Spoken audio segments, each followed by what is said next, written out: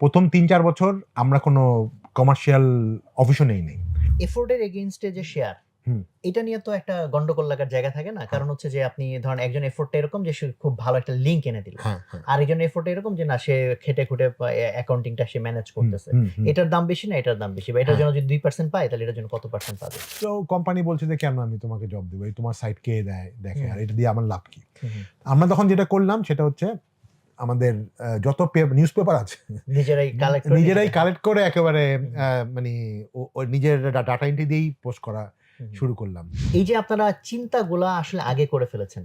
এখন যেটা হয় অনেকে হচ্ছে আবেগের চোটে কোম্পানিটা বানায় ফেলে, চিন্তাগুলা তখন আরে ভাই এগুলো পরে চিন্তা করা যাবে।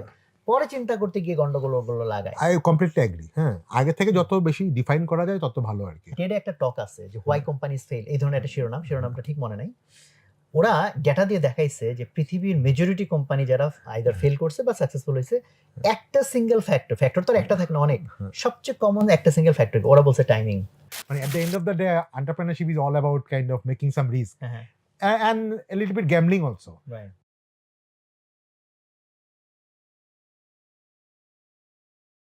আসসালামু আলাইকুম সুপ্রিয় দর্শক, ভালো আছেন আশা করি। উদ্যোক্তা কথার নতুন যে পর্বটি আজকে আমরা আপনাদের সামনে প্রেজেন্ট করব সেটি শুরু করতে যাচ্ছি। আজকে আমাদের সাথে অতিথি হিসেবে যিনি আছেন খুবই সুপরিচিত ফাহিম মাসরুর ভাই। ভাই কেমন আছেন? ভালো আছি। ফাহিম ভাইকে আপনারা অনেকেই চিনেন, বিশেষ করে যারা ইয়াং জেনারেশন মোস্টলি, তারা তো না চেনার কোনো কারণই নাই। bdjobs.com যেটা বাংলাদেশের ইন্টারনেট কোম্পানি, ইন্টারনেট বেসড কোম্পানির মধ্যে একেবারে প্রথম সারির কোম্পানি যদি বলা হয়, একদম শুরুর দিকে শুরু হওয়া এবং খুবই সাকসেসফুল সেই বিডি জবসের কর্ণধার উদ্যোক্তা। আর ফাহিম ভাইয়ের অনেক পরিচয় আছে, আমরা আলোচনার মধ্যে জানবো আরো পরিচয় আমরা নিয়ে আসবো আলোচনার মধ্যে। সো আমরা কথা শুরু করে ফেলি। তাহলে আই থিঙ্ক যে আপনাদের পরতে ওনার পরিচয় যখন আপনারা আরো উন্মোচিত হবে আরো বেশি ভালো লাগবে।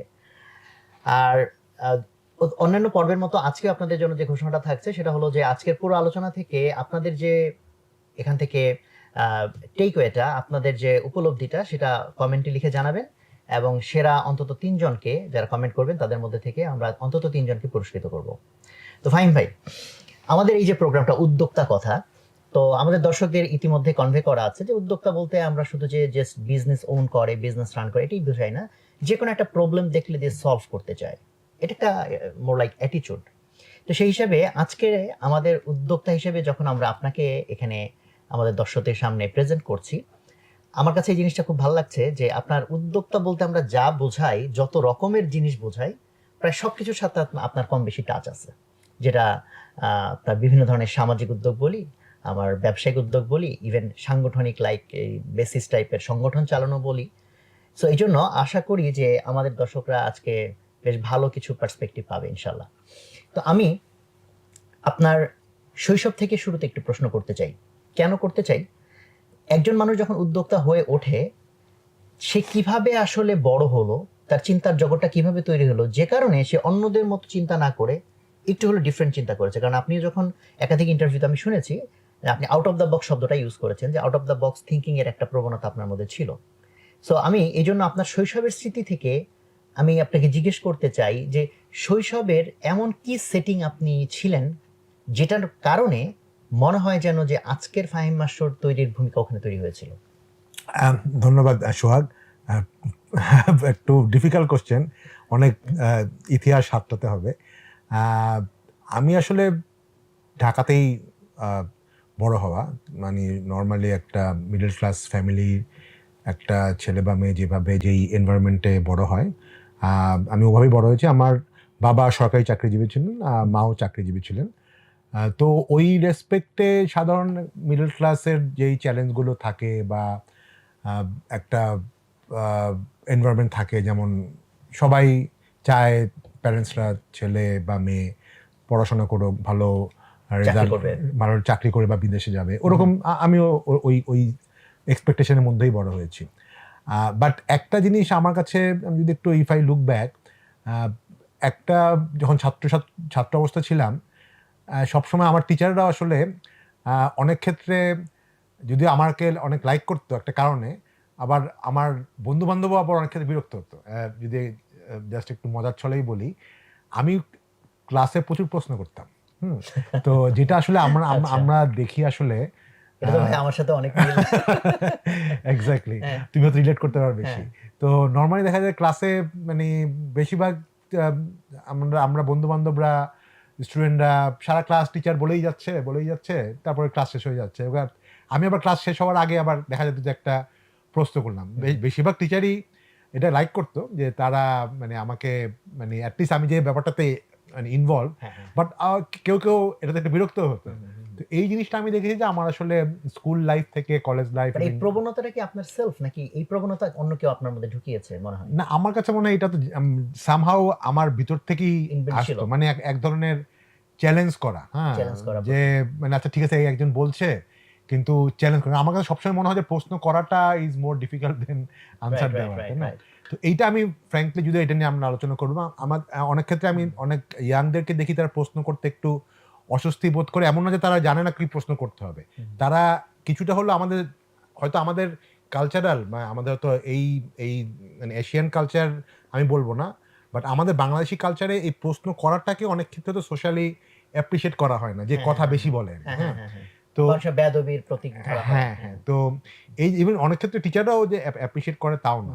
তো আমার কাছে মনে হয় যে এই ব্যাপারটা আমার মধ্যে একটু হয়তো ডিফারেন্ট ছিল অন্যদের থেকে। তো সেটা একটা ব্যাপার। আর তারপরে তো আমার ম্যাট্রিক আমি আইডিয়াল স্কুল থেকে করলাম, নটরডাম থেকে ইন্টারমিডিয়েট পাস করে ঢাকা ইউনিভার্সিটিতে ভর্তি হলাম। তো ঢাকা ইউনিভার্সিটিতে ভর্তি হওয়ার যেহেতু আমি আবার সায়েন্স সাবজেক্ট থেকে আসছিলাম, তো নর্মালি আমি মেডিকেলে পরীক্ষা দিয়ে, যদি মেডিকেল পড়াইতে ছিল না, আমার মেডিকেলে অ্যাডমিশন হয়েছিল। বুয়েটে ইনফ্যাক্ট আমি পরীক্ষা, তুমি নিজে বুয়েট থেকে আসছো, আবার বুয়েটে আমি পরীক্ষা দিইও নাই, যদিও সায়েন্স থেকে আসছিলাম। কারণ আমার কাছে মনে হয়েছে যে আমি হয়তো ঠিক আমার নেচারের সাথে ঠিক ইঞ্জিনিয়ারিং ব্যাপারটা যায় না। তো যদিও এখন আইটি ব্যবসা করি, বাট আমি আসলে কখনো নিজে ইঞ্জিনিয়ার হব বা নিজে টেকনোলজি নিয়ে কাজ করব তখন আসলে আমার ইচ্ছা ছিল না। তো বাট আমার কাছে তখন আসলে এটা আমার ধারণা আমাদের অনেকেরই এক ধরনের ইয়াং অবস্থায় এক ধরনের ব্যাপার থাকে যে এমন একটা কিছু করব যেটা আসলে সোসাইটিকে পাল্টাই দিবে। একটা মানে বিপ্লবী চিন্তা যদিও হয় বলো। তো আমার কাছে তখন মনে হলো ঠিক আছে, বিপ্লবী চিন্তা করা যায় কি, মানে আমি ইকোনমিক্স পড়বো, অর্থনীতি পড়বো। কারণ অর্থনীতিতে আশেপাশে অনেক অর্থনীতিবিদদের দেখি, বড় বড় অর্থনীতিবিদরা এই কথা বলে ওই কথা বলে, লোকজন অনেক গুরুত্ব দেয়। তো ওরকম একটা ব্যাপার ছিল। ঠিক আছে, আমি পরে আমার যখন প্যারেন্টসদের বললাম ঠিক আছে তোমার যা ইচ্ছা পড়ো আর কি। তো আমি ঢাকা ইউনিভার্সিটিতে মানে আমি জানি এখন সিস্টেম আছে কিনা, ঘ ইউনিট সায়েন্সের সাবজেক্টরা তো ঘ ইউনিটে হয়। তো আমি ঢাকা ইউনিভার্সিটিতে অর্থনীতি পড়লাম। আমি আসলে অন্য তখন আর চিন্তাও করি নাই, ঢুকে গেলাম অর্থনীতিতে। তখন এটা খুবই ইন্টারেস্টিং, মানে সায়েন্স ব্যাকগ্রাউন্ডে কেউ ইকোনমিক্স টার্গেট করছে, এটা বোধহয় খুবই রেয়ার। হয়তো আমাদের সময় অনেকেই ছিল, বাট হ্যাঁ এটা খুব কমন না আর কি। হ্যাঁ, নর্মালি সায়েন্স ব্যাকগ্রাউন্ড পড়ে আসলে মেডিকেল, ইঞ্জিনিয়ারিং বা ওগুলিতেই যায়। তো বাট আমার আসলে ব্যাপারটা আসলেই ছিল একটা ভালো লাগার জায়গা বা একটা মানে অ্যাসপিরেশনের জায়গা। এনিওয়ে, তো তারপরে ওই সময়ের মধ্যে আমরা আবার আমি এবং আমার কয়েকজন বন্ধু বান্ধব মিলে কিছু ম্যাগাজিন পাবলিশ করতাম। হ্যাঁ, তখন একটা ম্যাগাজিন আমরা বেশি সিরিজ আমরা বেশি সঙ্গে করিনি, একটা ইকোনমিক্সের উপরে একটা ম্যাগাজিন আমরা পাবলিশ করতাম, নাম ছিল কৌটিল্য কথা। কৌটিল্য শাস্ত্র নামে এক ধরনের ছিল, এটা মানে হিস্টোরিক্যালি একটা অর্থনীতিবিদ এবং রাজনীতিক। তো তার নামই আমরা তখন একটা করলাম যে কৌটিল্য কথা, এবং ওখানে বেশ ভালো ভালো লেখা বা খুব মানে ডিপ চিন্তা ভাবনার লেখা আসলে আমরা নিজেরাও লিখতাম এবং বাইরের লোকজনকে দিয়ে আমরা, এটা এক ধরনের ব্যাপার ছিল। তো আমি ছাত্র অবস্থায়, ঢাকা ছাত্র অবস্থায় দুটো জিনিসের সাথে ইনভলভ ছিলাম পড়াশোনার পাশাপাশি। একটা হচ্ছে এই এক ধরনের অরাজনৈতিক ছাত্র সংস্কার মুভমেন্ট, আর একটা হচ্ছে ইন্টেলেকচুয়াল লেভেলে জিনিসটা করা। অফকোর্স এটার কস্ট ছিল রেজাল্ট খারাপ হওয়া। তো যেটা হয় যে আমার আশেপাশের মানে ব্যাচমেটরা পড়াশোনাতে খুব বেশি ফোকাস করতো, রেজাল্ট কিভাবে পাওয়া যেত। তা আমিও যেহেতু এগুলিতে বেশি ছিলাম, টুকটাক খেলাধুলার একটা প্যাশন ছিল, তো এইসবের জন্য দেখা যায় যে মানে টিচাররা আমাকে লাইক করতো বিকজ ওই যে প্রশ্ন করতাম, তো মানে সবই করতাম, বাট দেখা গেল যে রেজাল্ট অত ভালো হয় নাই। হ্যাঁ, আর একটা কারণ আছে রেজাল্ট ভালো না হওয়ার। মানে এমন না যে আমি ক্লাস করতাম না, ক্লাস খুব মনোযোগ দিয়ে করতাম এবং অনেক বেশি টাইমও দিতাম জিনিসটা বুঝতে। হ্যাঁ, যেটা অনেক ক্ষেত্রে মানে এটা আমার ভিতরের মধ্যে ছিল যে আমি যদি কোনো একটা জিনিস পড়ি এটা কেন কোত্থেকে হলো কীভাবে হলো ওই ডেপথে যাওয়া এটা ওয়ান কাইন্ড অফ এটার জন্য নাম্বারের জন্য যাবো তা না, মানে বুঝতে হবে আমি জিনিসটা। বুঝতে হবে। হ্যাঁ, তো এই জিনিসটা মানে আমাদের দেশে যে সিস্টেম আমার থেকে তুমি আরো ভালো জানো যে নাম্বার পাওয়া এক ধরনের স্কিল, বুঝা আরেক ধরনের স্কিল। তো অনেক ক্ষেত্রে তো বাইরের এডুকেশন সিস্টেমে দুইটা কম্বিনেশন আছে। তো আমার কাছে যেহেতু একটু প্যাশনেট ছিলাম আসলে বোঝাটা ইম্পর্টেন্ট বেশি ছিল দেন নাম্বারের থেকে। তো বুঝলে যে নাম্বার কম পাইতে হবে এটা কিন্তু না, অ্যাবসলিউটলি বাট আমার ক্ষেত্রে আবার একটু মাথায় কিছু ওই সমস্যা ছিল। দেখা যাবে যে কোনো একটা আনসার যখন আমি দিলাম তখন দেখা যাবে যে ওই আনসারটা অনেক ডিটেইল আনসার দিয়ে দিচ্ছি, যেটা অনেকের ক্ষেত্রে হয়। হ্যাঁ, তো ওই দেখা যাবে যে প্রশ্ন 4টা মানে বড় প্রশ্ন, আমি হয়তো 4টাই পারি কিন্তু সময় ছিল 3 ঘন্টা, 3টা দেওয়ার পরেই সময় চলে গেছে কারণ আমি ওই 3টা খুব ভালো করে দিতে গেছি। কিন্তু টোটাল নাম্বারটা তো আমি একটা যেহেতু দিতে পারিনি কম হয়ে গেল। তো এই টাইপের যেহেতু এক্সপিরিয়েন্সের কথা বলছো এই জিনিসগুলো ছিল। তো ক্যারিয়ারিস্ট আসলে ছিলাম না সত্যি কথা বলতে, যে ওইটা হয়তো এক ক্ষেত্রে দুর্বলতা, বাট আমি আবার এক ক্ষেত্রে মনে করি যে আমার এই এক্সপিরিয়েন্স গুলো আসলে আমার অনেক কাজে লেগেছে, ফিউচারে আসলে লাভ হয়েছে। বাট আমি এখানে যেটা আরেকটু জানতে চাই সেটা হলো যে কনটেক্সটের ভিতরে আপনারা ছিলেন, ধরেন যে স্টুডেন্ট যদি বলেন মিডল ক্লাস ব্যাকগ্রাউন্ড, আপনার মতোই ব্যাকগ্রাউন্ড, বাট সে উদ্যোগ নিচ্ছে না বা সে একভাবে চিন্তা করতেছে, আপনি উদ্যোগ নিছেন, তাই না? অথবা ওখানে সাহসের বিষয়, একটা ছাত্র আন্দোলন টাইপের কিছু করতেছেন যেখানে আপনি ভায়োলেন্সের এগেইনস্টে, সো এখানে রিস্কও ইনভলভ। ওখানে আসলে কোন ইনগ্রেডিয়েন্টটা সবচেয়ে বেশি ইম্পর্টেন্ট ছিল, আপনার সাহস নাকি আপনি অন্য কোনো কিছু বলবেন? আমি মনে করি প্যাশন, আরেকটা প্যাশন টু চেঞ্জ থিংস। হ্যাঁ, মানে আমার মানে আমরা আবার যেটা বললাম আমি ইকোনমিক্সে বা অর্থনীতিতে আসার পিছনে কারণই ছিল যে সোসাইটি পাল্টাবো। হয়তো পরে বুঝছি যে ইকোনমিক্স পড়ে সোসাইটি পাল্টানো যায় না, সেটা একটু পরে আসতেছি। কিন্তু ওই যে এক ধরনের জিনিস ছিল যে আচ্ছা আমি যাই কিছু করি না কেন কিছুটা হলেও যাতে চেঞ্জ হয়। আমি গতানুগতিক সবাই যা করছে সোসাইটি একভাবে চলছে, আমি ওটার পার্ট, মানে আমি মেশিনের মধ্যে ঢুকবো না, মেশিনের বাইরে থেকে মেশিনকে চেঞ্জ করার চেষ্টা করবো। বাট চেঞ্জ তো ধরেন সবাই চায়, কিন্তু চেঞ্জের জন্য যে এফোর্ট এবং যে স্যাক্রিফাইস সেটাই তো মেজরিটি আর সেটা দেয় না। আপনি যে দিছেন বা অ্যাটলিস্ট চেষ্টা করছেন, আমি ওই জায়গা থেকে জানতে চাই যে সেটার ডিফারেন্সটা কোথা থেকে হলো। ফর এক্সাম্পল ধরেন আপনার ভাই বোন, আমি জানি না অবশ্য আপনার কয় ভাই বোন, ধরেন তাদের মধ্যে একটা ডিফারেন্স আছে, আপনার ফ্রেন্ড সার্কেল তাদের মধ্যে ডিফারেন্সটা তৈরি হয়েছে, ওই এলিমেন্টটা আসলে কোন এলিমেন্ট? মানে এটা ডিফিকাল্ট, বাট আমার কাছে মনে হয় কিছুটা হলো আমার হয়তো ব্যক্তিত্ব পার্সপেক্টিভে বা ভিতরের থেকেই ব্যাপারটা আসছে।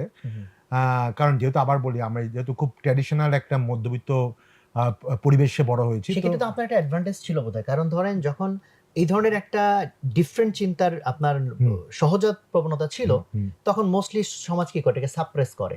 আপনার বাবা মা যদি আপনাকে খুব ফোর্স দেয় তুই এইসব উল্টাপাল্টা চিন্তা বাদ দে, তো এটা একটা আপনার জন্য তো বড় অ্যাডভান্টেজ ছিল। যেটা হয়েছিল সেটা হচ্ছে যে যেহেতু মানে আমি যেইখান থেকে আসছিলাম আমার উপরে আমার সোসাইটি আমার পরিবারের ডাইরেক্ট কোনো বড় এক্সপেকটেশন ছিল না ফাইন্যান্সিয়াল, যে ছেলেকে মানে এটা করতেই হবে, তারপরে তাকে একটা মানে সরকারি চাকরি করতে হবে, এই করতে হবে, ওই এক্সপেকটেশনটা ছিল না।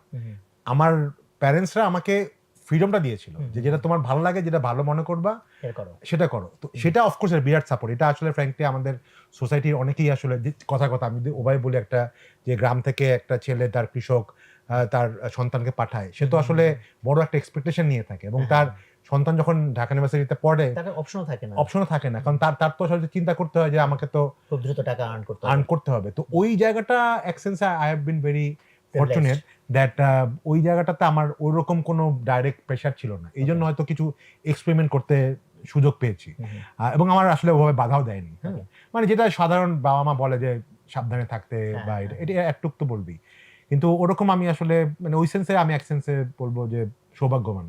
ওকে, সো আমরা এখন যেতে চাই একটু আপনার যে বিডি জবস, যেটা আপনি 2000 সালে প্রতিষ্ঠা করলেন, এবং খুবই হাম্বল স্টার্ট যে জাস্ট 2টা কম্পিউটার নিয়ে আপনার কলাবাগানের বাসার ভিতর থেকে মোস্ট প্রবাবলি। এখন এবং আমরা যেটা অলরেডি জানিও যে আপনার আইবিএ তে আপনি ঢাকা ভার্সিটি কমপ্লিট করার পর আইবিএ তে আবার বিজনেস ডিগ্রি নিয়েছেন, ওখানকার কিছু ফ্রেন্ড মিলে আপনারা এটা করেছিলেন। তো আমার প্রথম প্রশ্ন, আরো কিছু ফ্রেন্ড যে লাগবে এই নেসেসিটি কিভাবে আপনি অনুভব করলেন, আর ওই ফ্রেন্ডগুলোকে কিভাবে চুজ করলেন? আচ্ছা, ফার্স্ট অফ অল তার আগে থেকে বলি যে আসলে ইকোনমিক্স পড়ে আমি কেন ব্যবসা শুরু করলাম, হ্যাঁ। এটাও একটা হ্যাঁ। ব্যাপার। আমার কাছে যেটা interesting. বলছিলাম যে ইকোনমিক্স যখন শুরু করেছিলাম তখন মনে হচ্ছিল যে অনেক কিছু মানে চেঞ্জ হবে। পরে একটা পর্যায়ে বুঝলাম যে আসলে মানে অর্থনীতি বা যে কোনো সাবজেক্ট যার একটু রিসার্চ পার্সপেক্টিভ বা একাডেমিক পার্সপেক্টিভে যেটা বেশি, ওইটা মানে দেখা যাবে যে সারা জীবন আমি হয়তো কিছু রিসার্চ করেই কাটাই দিলাম, হ্যাঁ, কিন্তু এরপরে কি মানে একটা পর্যায়ে মনে হলো যে আসলে আমার মানে কিছু করতে হবে, হ্যাঁ, মানে শুধু পড়াশোনা করে বা শুধু রিসার্চ করে হয়তো আমি নিজে স্ট্যাবলিশ হবে, লোকে আমার কথা চিনবে, কিন্তু এটার কোনো সোসাইটিতে মানে রিয়েল ইম্প্যাক্ট মানে এমন না যে অফকোর্স যারা মানে বড় বড় ইকোনমিস্ট ওয়ার্ল্ডে আছে যাদের পড়াশোনার বা যাদের থিওরির একটা ইম্প্যাক্ট সোসাইটিতে আছে, কিন্তু আমার কাছে ওটা ব্যাপারটা খুব ক্লিয়ার ছিল না। তো ওই জন্য মনে হলো যে ঠিক আছে আমি তাহলে কিছু করি। তখন আমার মনে হলো যে ঠিক আছে, মানে আমার নিজেরও ফ্যামিলি কিছু ইস্যু ছিল যে আমার ফ্যামিলির জন্য আমি দেশের বাইরেও পড়তে যাওয়াটা ডিফিকাল্ট ছিল, তো ওই জন্য আমাকে দেশেই থাকতে হবে। তো তখন আমি আসলে মনে হলো যে যদি আমি কিছু করতে চাই আমার আসলে বিজনেস পার্সপেক্টিভটা একটু জানা দরকার, যে কিভাবে একটা বিজনেস চলে বা ওই পার্সপেক্টিভ। তখন আমি আইবিএতে অ্যাডমিশন টেস্ট দিলাম এবং ঢাকা ইউনিভার্সিটিতেই তখন আমার আইবিএতে অ্যাডমিশন হলো। তো মোটামুটি ওইভাবে তখন আমার মানে আসলে তখন যেহেতু আমি আমার ফ্যামিলিরও কেউ আসলে ব্যবসা করতো না, চাকরিজীবীরা ছিল, তো মানে একটা ব্যবসা কীভাবে মানে অ্যাটলিস্ট অ্যাকাউন্টিংটা কী জিনিস বা মার্কেটিং কী জিনিস বা এই টাইপের জিনিসগুলো আসলে তখন আইবিএর এমবিএ পড়ার মধ্য দিয়ে আমি তখন শিখলাম। এমন না যে ওইটা ছাড়াও শেখা যায় না, আজকাল অনেকেই বিজনেস স্কুল ছাড়াও আসলে ব্যবসার অনেক কিছু শিখতে পারে। তো ওইটা ছিল ব্যাপার।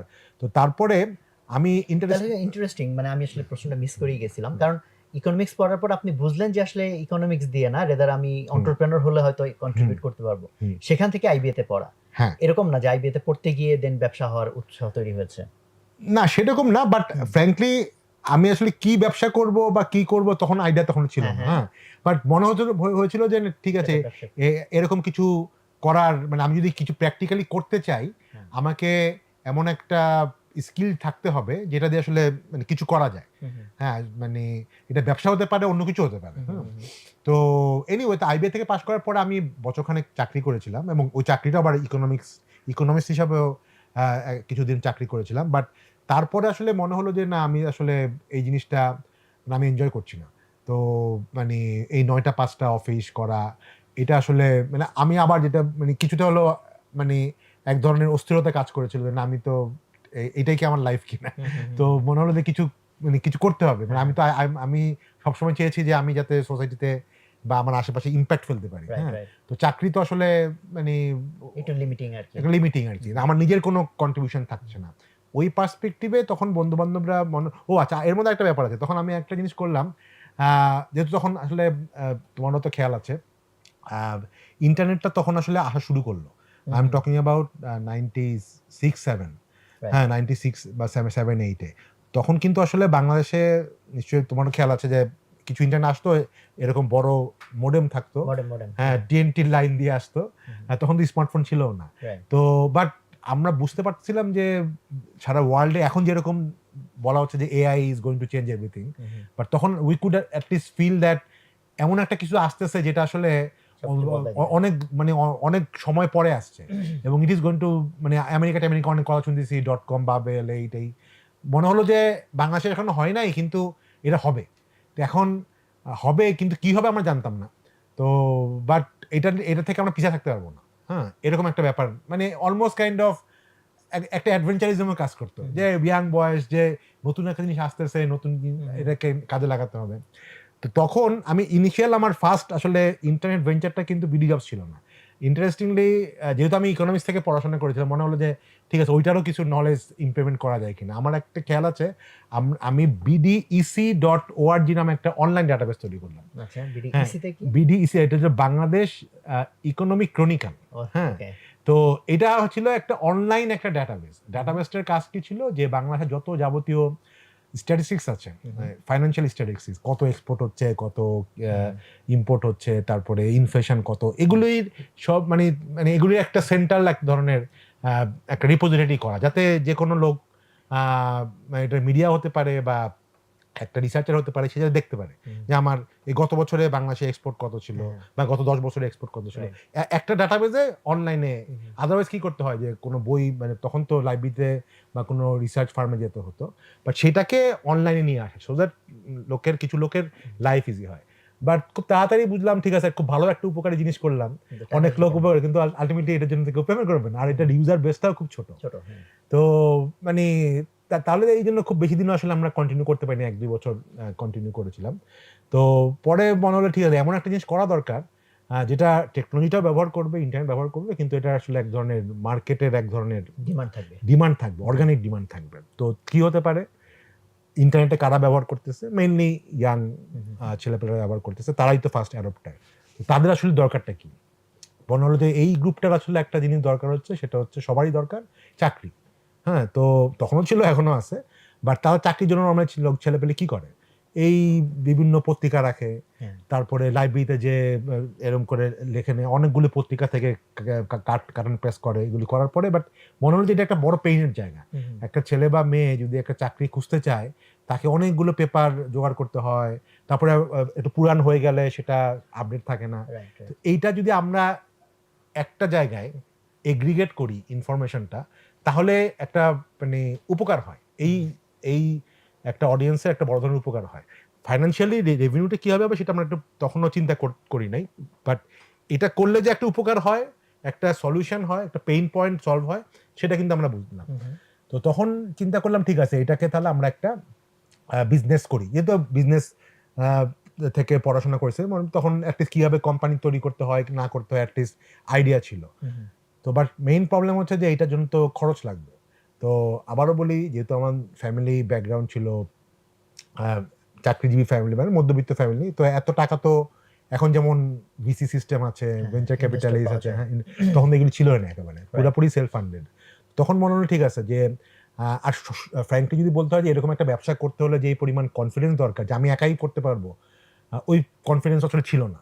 কারণ মনে হতো যে ঠিক আছে, আমি হয়তো এই জিনিসটা ভালো জানি, কিন্তু আমার তো ফাইন্যান্সটা একজনকে আরেকজন থাকলে ভালো হতো, বা আইটি থাকলে ভালো হতো। তখন আমি আমার কয়েকজন বন্ধু বান্ধব ব্যাচমেটই, আরও একজন খুলনা ইউনিভার্সিটির একজন ছিল, এখন সে অস্ট্রেলিয়া থাকে, ওর নাম হচ্ছে রুম্মান, সে আইটি, তাকে ইনভাইট করলাম। আর আমার ব্যাচমেট ইকোনমিক্স এবং আইবি এর কয়েকজনকে নিয়ে আমরা বললাম ঠিক আছে, আমরা এরকম একটা আইডিয়া করলাম, বেশ কয়েকটা মিটিং করলাম, যে কি হলো যে আলটিমেটলি সবাই মিলে ছোট ছোট ছোট টাকা দিবে। কয়জন পরে ফাউন্ডার হলেন? এখন আমরা 8 জন। আমরা 8 জন মেইনলি ফ্রেন্ড সার্কেলের মধ্যে থেকে আমরা এরকম একটা বললাম ঠিক আছে, আমাদের যেহেতু আমরা এটা বুঝতেছিলাম যে এটা করলেই যে খুব তাড়াতাড়ি এটার থেকে প্রফিট হবে, নট নেসেসারি, হ্যাঁ, এবং এটা অনেক আনসার্টেন ব্যাপার ছিল, কারণ বাংলাদেশে একেবারে নতুন একটা জিনিস, আদৌ হবে কিনা। তো ওটা করতে হলে আমাকে অ্যাটলিস্ট তো 2-3 বছর এটাকে টিকায় রাখতে হবে, নাহলে আমি বুঝবো কেমন করে জিনিসটা আসলে আদৌ চলবে কিনা। তো বাট অ্যাটলিস্ট 2-3 বছরটা আমাকে এটাকে যদি করতে হয়, আমার একার পক্ষে বা দুইজনের একার পক্ষে তো আসলে সম্ভব না টোটাল জিনিসটাকে টানা। তখন আমরা ঠিক করলাম যে ঠিক আছে, আমরা সবাই মিলে প্রতি মাসে কেউ 3,000 টাকা যে অ্যাফোর্ড করতে পারে, কেউ 10,000 টাকা, বা কেউ 2,000 টাকা, এভাবে আমরা একটা যেটাকে ক্রাউড ফান্ডিং টাইপের বলে, তো আমরা 7-8 জন মিলে একটা মানে মেইন ব্যাপারটাই ছিল যে কিছুটা হলো জব রেসপন্সিবিলিটি ভাগ করা, আর কিছুটা ছিল ফান্ডিংটা যাতে আমরা অ্যারেঞ্জ করা। তাহলে শেয়ার বন্টন কিভাবে হইলো? কারণ এক একজন এক এক রকম টাকা দিচ্ছে। হ্যাঁ, ওই শেয়ার হিসাবেই মানে অ্যামাউন্ট হিসাবেই এক ধরনের শেয়ার বন্টন হলো। আর আরেকটা জিনিস হচ্ছিল যে আমি নিজে ব্যক্তিগতভাবে মানে চাকরি ছেড়ে আই কমিটেড ফুল টাইম। বাকিরা সবাই আসলে চাকরি মানে কন্টিনিউ করেছে, ওখান থেকে চাকরি থেকেই তারা অল্প প্রতি মাসে একটা করে টাকা দিচ্ছিল। হ্যাঁ, তো ওই আমার নিজের যেহেতু ফুল টাইম দিচ্ছি, ওইটার জন্য আমি একটা শেয়ার পেলাম, এবং আমি নিজেও আমার পকেটের সেভিংস ছিল সেটা দিয়েও আরও শেয়ার নিলাম, এবং আমি প্রায় তখন বোধহয় প্রায় আমি নিজেই 40 বা 45% মতো শেয়ার ওন করতাম।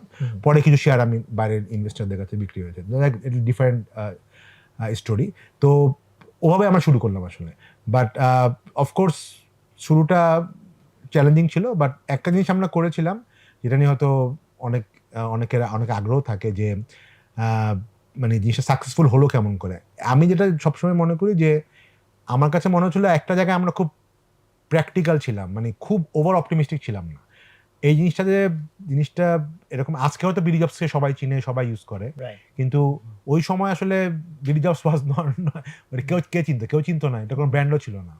তো বাট এই জিনিসটা যে টাইম লাগবে সেটা কিন্তু আমাদের এক ধরনের প্র্যাকটিক্যাল মানে এক্সপেকটেশন ছিল যে এটাকে মানে দাঁড়াতে প্রচুর টাইম লাগবে। তো এবং যতক্ষণ না পর্যন্ত আমরা দাঁড় করাতে পারবো ততক্ষণ পর্যন্ত আমরা রেভিনিউ আসলে চিন্তা করে লাভ নাই। প্রথম 3 বছর কিন্তু আমাদের এই বিডি জবসে কোনো রেভিনিউ জিরো ছিল। মানে এই জায়গাটা খুব ইন্টারেস্টিং, আমি একটু করি, কারণ এইখানে বর্তমানে আমাদের এই ইয়াং এন্টারপ্রেনর যারা আছে, ইভেন ইন জেনারেল যারা বিজনেস করে, আমি জানি না কি কারণে মোস্ট প্রবাবলি বাংলাদেশ সওদাগর জাতি, হিস্ট্রিক্যালি বললে আমরা মাল কিনি মাল বেচি, তাহলে আমি আজকে মাল কিনছি কালকে মাল বেচি, সো 2 টাকার মাল 3 টাকায় বেচি, 1 টাকা তোমার লাভ হবে। মানে আমরা চিন্তা করি ইমিডিয়েট জিনিসটা, বাট এন্টারপ্রেনারশিপে তো একটা জিনিসকে বিল্ড করে প্রফিটেবল হতে আপনার 3 বছর 4 বছর লাগছে, আমার অভ্যাস লাগছে 7-8 বছর, সো এটা যেমন খুব নর্মাল, বাট এই বেসিক ইনফরমেশনটাই আমাদের মোস্ট অফ এন্টারপ্রেনারের কাছে কিন্তু নাই, যে এটা it could take long time. But ওই সময়ে যেহেতু আপনি পুরনো অনেক বিজনেস করেছেন এরকম না, একটা জাস্ট উদ্যোগ নিয়েছিলেন ছোট, সেই সাথে যে অনেক এক্সাম্পলও চারপাশে দেখতে পাচ্ছেন তাও না, কিভাবে আপনি বুঝলেন যে আসলে বেশি সময় লাগবে এই যে অপটিমিজমটাকে একটা রেশনাল জায়গায় সেট করা? That is a good question, but মানে ফ্র্যাঙ্কলি আমার কাছে মনে হয় যে যে কোনো এন্টারপ্রেনার বলি বা যে কোনো প্রফেশনাল বলি, মানে sense of reality is very important. হ্যাঁ, মানে অনেক ক্ষেত্রে আমরা দেখি যে আমরা নিজেরা অনেক সময় নিজেদেরকে বোকা বানাই। অনেক সময় মানে যদি মনে করি যে না এটা মানে মানে এটাই আসলে আমি চাই, অনেক সময় দেখা যায় আমার ইনফরমেশনগুলো ফিট করি এমনভাবে যেটাকে আসলে সাপোর্ট করে। সো যেটাকে কি জানি বলে কনফার্মেশন বায়াস বলে। তো বাট অ্যাটলিস্ট আমার কাছে মনে হয় যে ওই জায়গাটা থেকে কিছুটা একটু দূরে থাকতে পেরেছিলাম, যে একটু প্র্যাকটিক্যাল আর কি। হ্যাঁ, খারাপ হলে খারাপ, ভালো হলে ভালো। তো মানে নিজেকে নিজে বোকা বানানোর তো কোনো অর্থ হয় না। হ্যাঁ, তো মানে যেটা অনেক ক্ষেত্রে আজকাল তো বিসিডিসির জন্য হয়তো অনেক ক্ষেত্রে নিজেরাও মনে করে যে না এটা অনেক অনেক তাড়াতাড়ি গ্রো করবে, বা বিসিদেরকে তো বলা সুবিধা হয়, কিন্তু আমরা তখন তো আসলে মানে অন্য কাউকে বোকা বানানোর ছিল না আসলে। অতএব নিজেকেও তো নিজে বোকা বানানোর আসলে লাভ নাই। তো আমরা আসলে দেখলাম যে কারণ তখন আসলে যদি আমি সিচুয়েশনটা বলি যে ইন্টারনেট তো তখন কতজন লোক ব্যবহার করতো, কারণ আমরা জানি যে ইন্টারনেটটাকে পপুলার হতেও টাইম লাগবে, আর যেহেতু আমাদের কোনো ব্র্যান্ড ছিল না এটাকেও আমাদের টাইম লাগবে। তো আমরা যেটা টার্গেটটা প্রথমেই ছিল যাতে এই জিনিসটাকে আসলে একটা উপকারী সার্ভিস হিসাবে আগে এস্টাবলিশ করা যায়।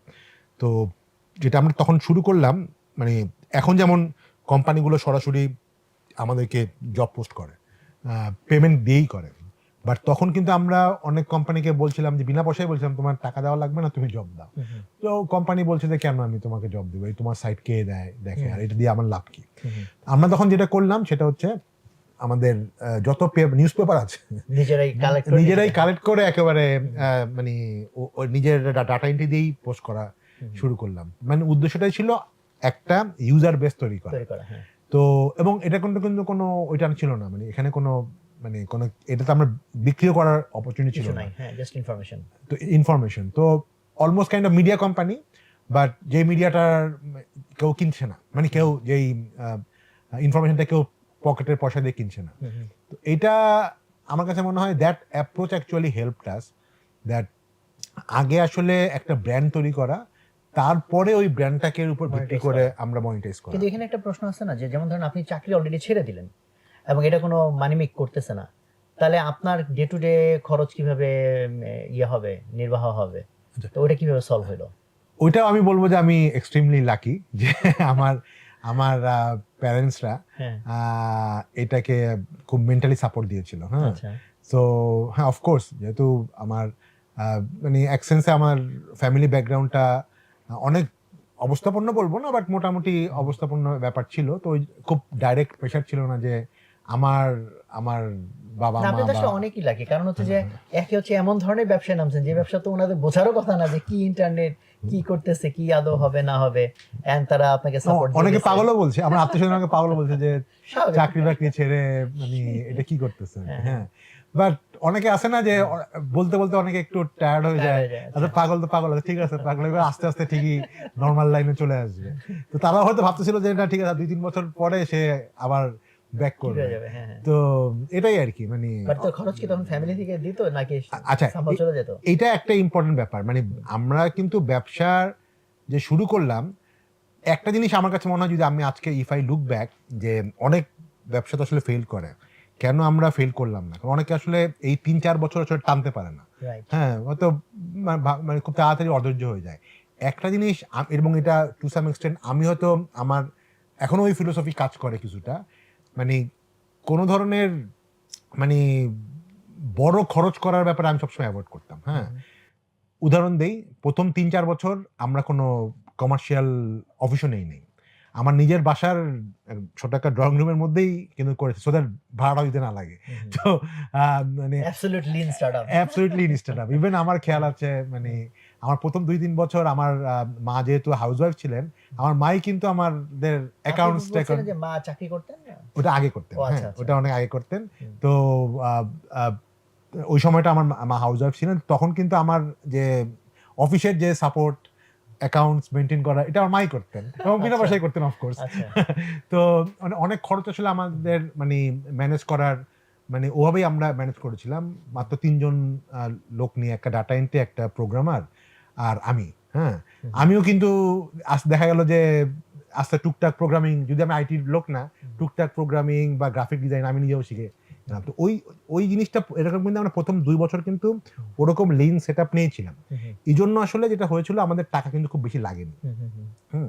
হ্যাঁ, বাট আমি নিজে প্রথম ৪ বছর কোনো কোম্পানি থেকে কোনো স্যালারি নিয়ে নেই। That is true. বাট আবার যে আমাদের থেকে যে খুব বেশি পকেট থেকে টাকা ঢালতেও হয়েছিল তা না।